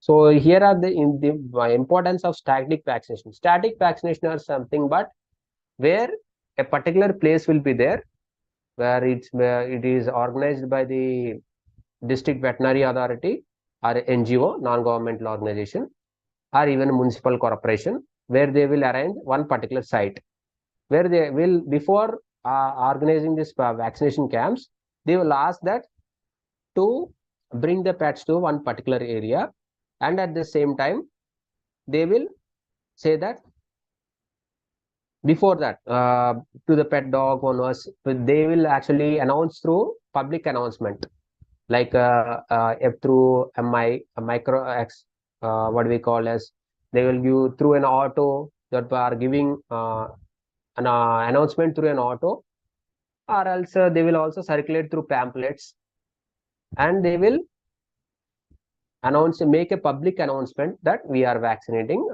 pet dogs and community dogs. You can come to this area. And these are one of the effective ways to curb the static vaccination points are very play a vital role. And mostly these are actually pre-vaccination camps. They don't charge any money. These are maybe sponsored by the government or any NGOs. So they will do it on a free basis. So you can go, you can vaccinate. It's free of cost, but make sure that you have to be very careful because you cannot leave the dog unattended. It may go and bite other dog too. So at the same time, it may get also exposure to various infections. So it is your duty to take care of your dog, to get your proper vaccination, and also they will give a vaccination record that your dog has been vaccinated.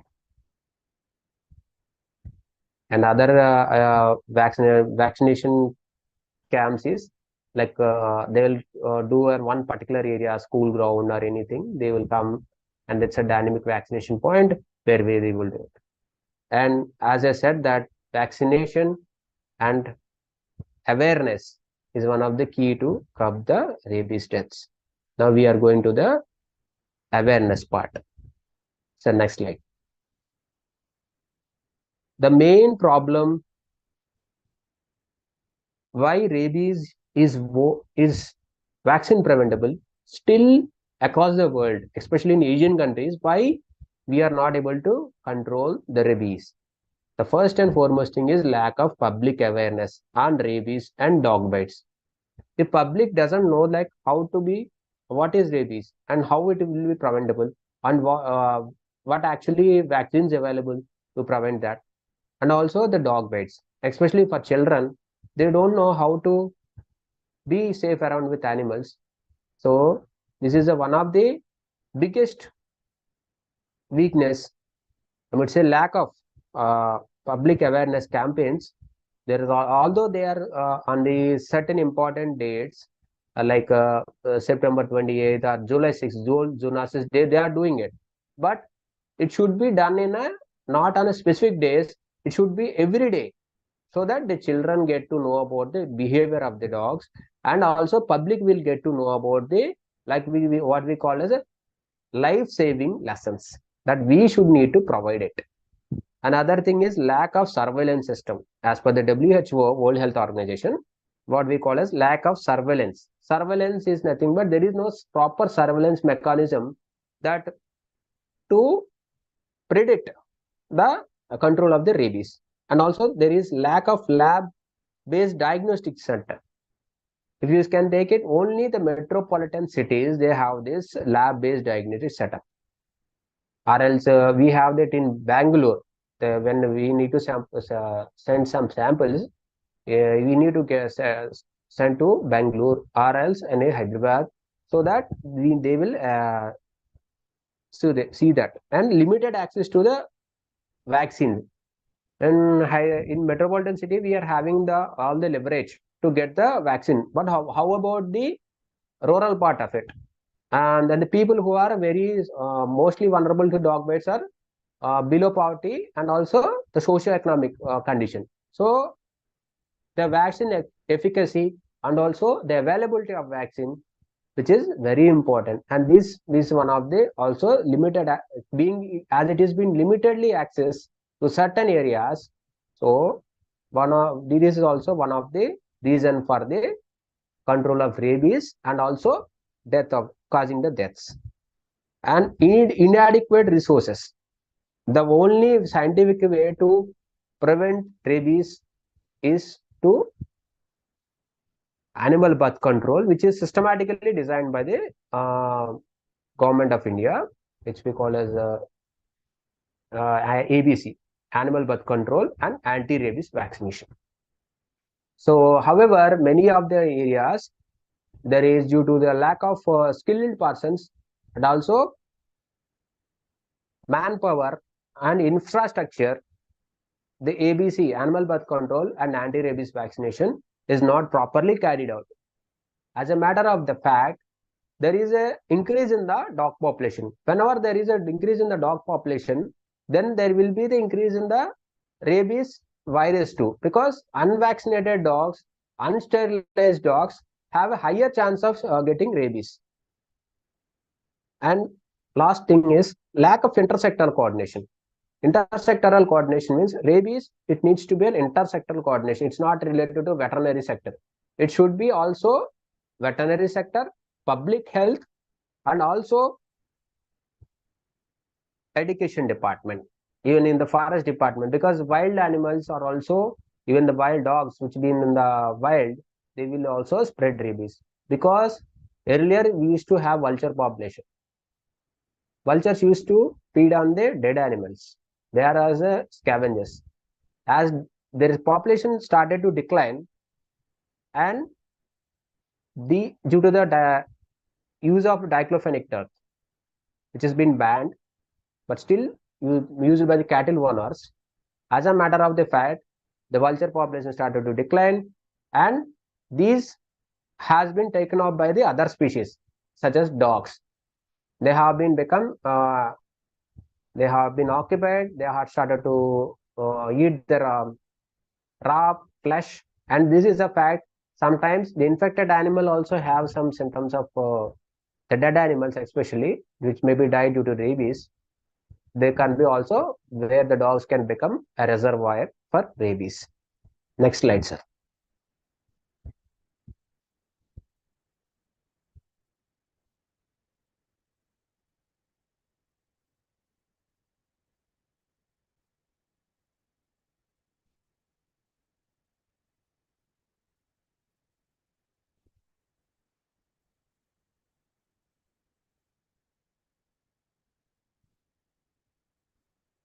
Sir, Ravindra sir, next slide, sir. Yeah. So Goa is the first state in India where they started to realize in Goa also we have many deaths. There have been dog bites. So they have started to realize that, okay, we need to make up a separate approach, intersectoral approach. So they started working with NGOs and also public health sector, transport sector, forest department, and they created an intersectoral approach, wherein with all the conscious efforts, Goa has become today one of the rabies-free state in India. And there are a few other states also in Tamil Nadu. Nilgiris is one of the which has become also the rabies-free city, and few other cities are also there. So even Tamil Nadu is also actively participating in the dog population management, where we have the census. And as I mentioned, lack of data is one of the true aspect. We have the cattle data and everything, but dogs, how many dogs have been there, how many dogs sterilized, how many not, this data is not been there because there is a lack of intersectoral coordination. Next slide, sir.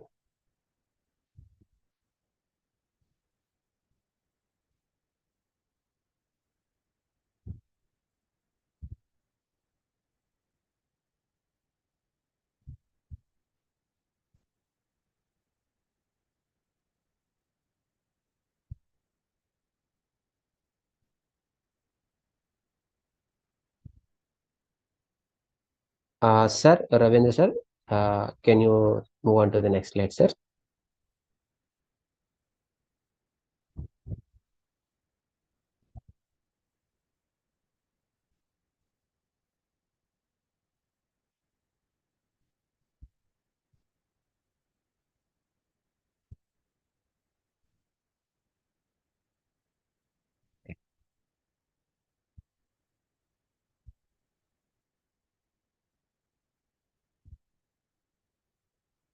So what are actually recommendations is, one is the what we can learn from country like state like Goa or anything is, one of the thing is vaccinating your pet dogs, and also providing awareness initiative for the children below the age of under 15 years, which is very important, and also setting up of the surveillance which is very important to understand the rabies transmission. And solid waste management, effective solid waste management, because normally free roaming dogs and any animals, dogs are like scavengers, so they feed on the dead animals, and also the waste.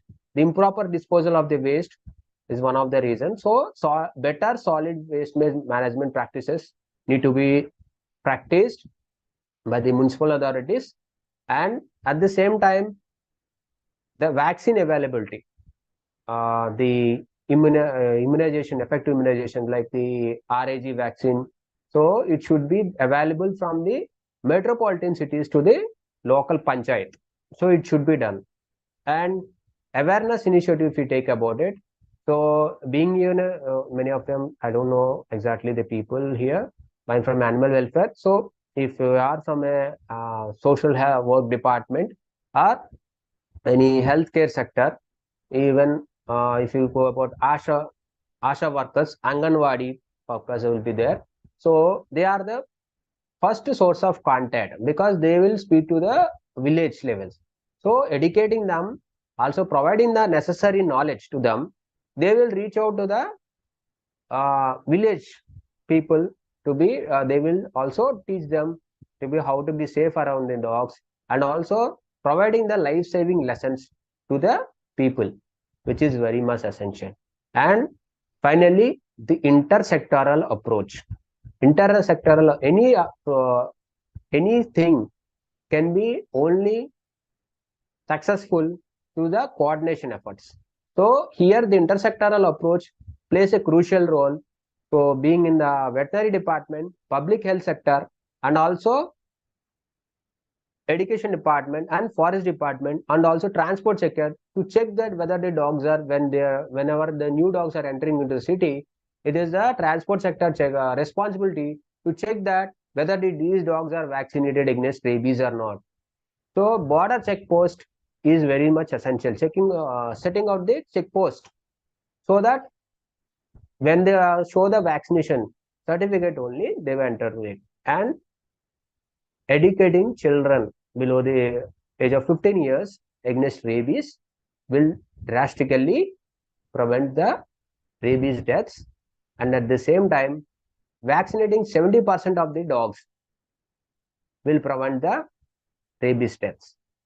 And at the same time, proper implementation of animal birth control and anti-rabies vaccination proven to be the best scientific way of human management population, humane dog population management, which we call as humane dog population management, HDP, we call it HDP, humane dog population management, which is very much vital in reducing the rabies and also reducing the dog bites. So achieving zero deaths by 2030 for a country like India with vast population, which is possible through its collaboration efforts from each and everyone, especially by vaccinating your pet dogs, maybe your pet dog or community dogs, will significantly save the lives of people, your life, and also the people around you.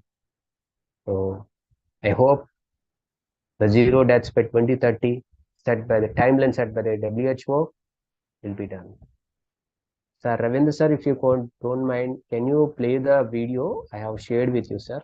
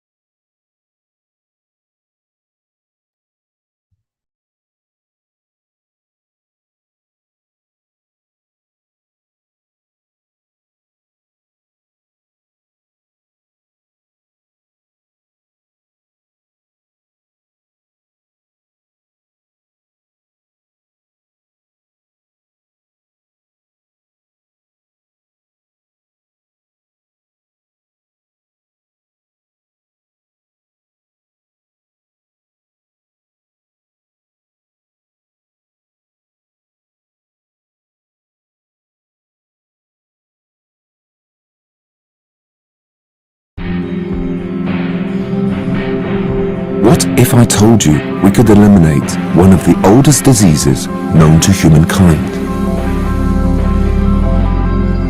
A disease that still kills a person every 9 minutes. We can prevent rabies by vaccinating dogs, by washing dog bite wounds thoroughly with soap and water, and by immediately seeking medical care after a dog bite. No child should die of rabies or be orphaned by the disease. No family should suffer from rabies.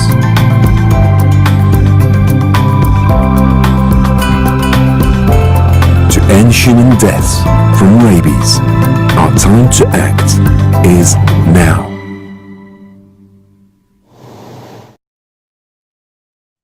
Thank you, Ravindra sir, for sharing the video. So, as you have seen in the video, so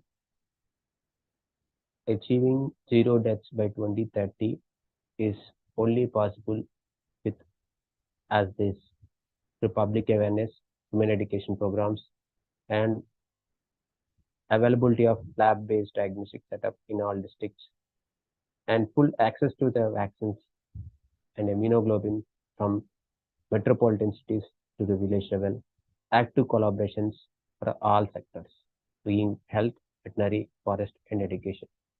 As a citizen, as your pet parent or your community taker, community animal caretaker, by vaccinating the dogs, you are saving not only your animal life, dog life. Dogs are very loyal, but at the same time, you are saving many people's lives.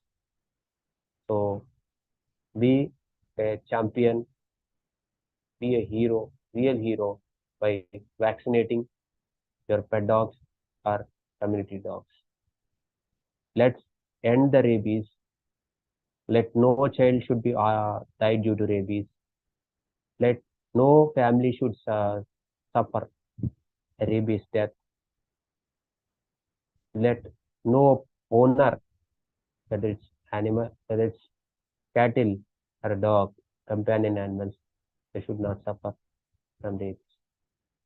The global target, 0 rabies deaths by 2030, is possible with you and me, and by vaccinating our participants. Thank you, everyone. I sincerely thank you for so patiently listening to me, and also in spite of the weekend, you have come up, and in spite of your commitments, you stayed till the end of the webinar. I sincerely appreciate it. And if you want to organize any of the programs, human education programs, feel free to contact Ravindra sir.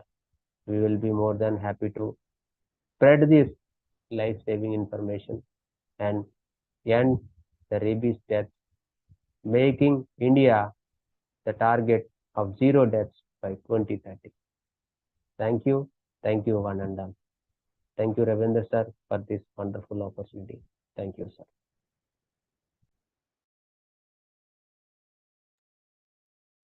Thank you, Mr. Pradeep.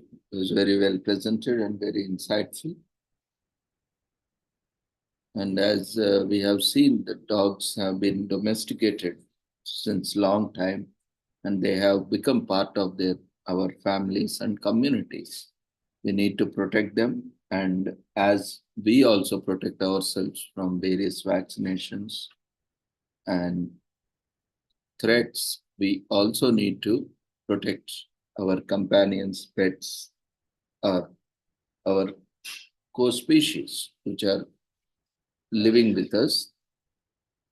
And it was very well presented by Mr. Pradeep with the illustrations and the video also along with it. So hope this has brought some insights and awareness.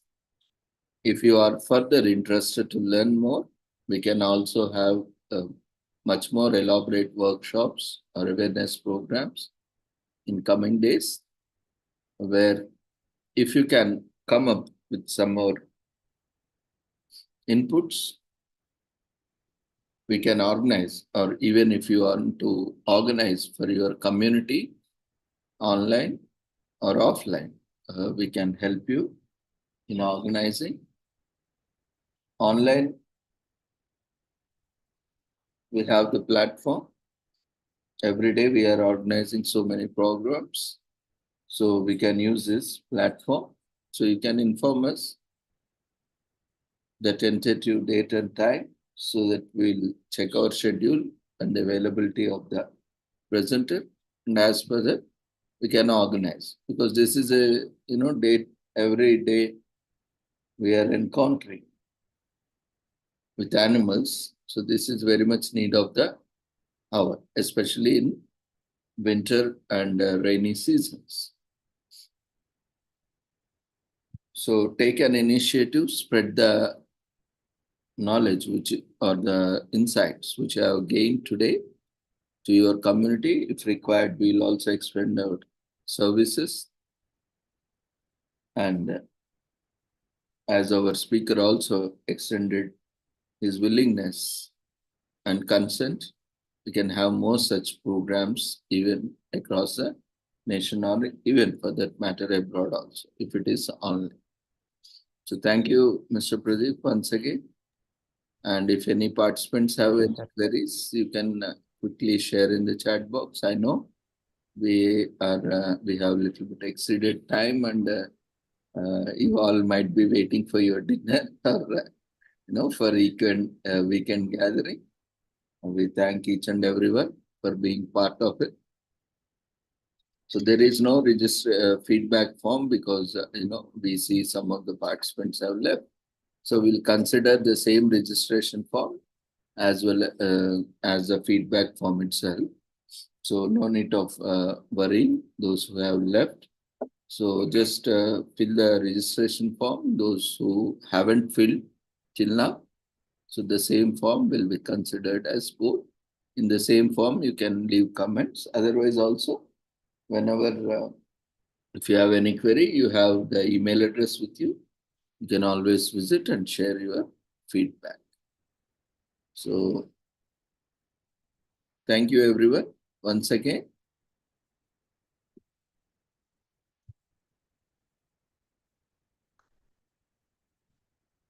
So in the meanwhile, those who are there, they can also fill the feedback form. Those who are not able to fill the feedback form also, fine. But we'll consider the registration form itself as both. But those who are there, you can just fill the feedback form. We are raising the feedback form.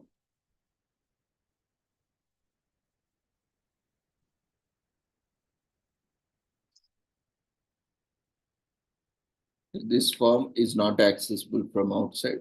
So we have a good number of participants. So you can fill up the feedback form, which has been raised in the form of polls.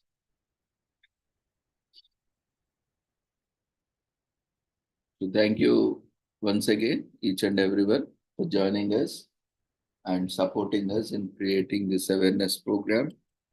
And I will take a minute to commemorate one of the great reformer, social worker, revolutionary socialist, and activist, who is none other than Bhagat Singh.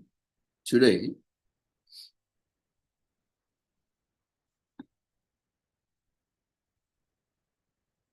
that is yesterday, Bhagat Singh birthday was commemorated and celebrated. He was born on 27 September 1907, and till his last breath of his life on 23rd March 1931, he was very much into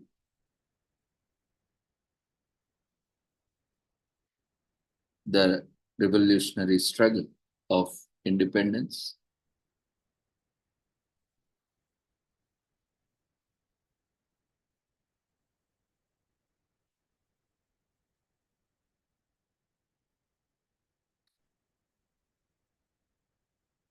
So I will not take much time, but we pay our tributes to the great revolutionist and social worker, social reformer for that.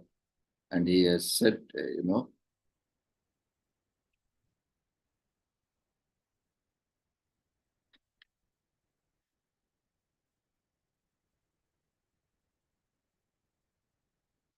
and he sacrificed himself in this freedom struggle. And a lot of commemorations and celebrations have been issued, like in 1968, a postage stamp was issued in India commemorating the 61st birth anniversary of Bhagat Singh, and a 5 rupee coin commemorating him was released for circulation in 2012. There are various songs and various documentaries and plays that are widely popular, apart from various awards and books written on him by him as well. So this is a wonderful opportunity to pay tribute and remember our great Bhagat Singh on this occasion. So thank you once again, everyone, for joining us, and we congratulate all the participants and also congratulate the presenters on this day for joining us, and certificates will be provided based on the registration and attendance, and it will be updated on the website. The website link has been already shared in the chat box along with registration form link. So you can, those who have filled the registration form, they will be receiving a copy of your registration form in your email address. So after 3 to 4 working days, as we have weekend, kindly bear with us, and we have holidays in between, so you can check after 4 to 5 days, and you can download your certificates from the website. So thank you once again, everyone, for joining us. Happy weekend. Take care. Good night. And there is one more announcement that we are having one more event on occasion of World Suicide Prevention Month on September 30. There is also an event which was organized on September 15th. The similar event is being organized on September 30. We request everyone to be part of it, and if you have any insights or knowledge that you would like to share with others, feel free to come up in the form of presentations in preventing suicides.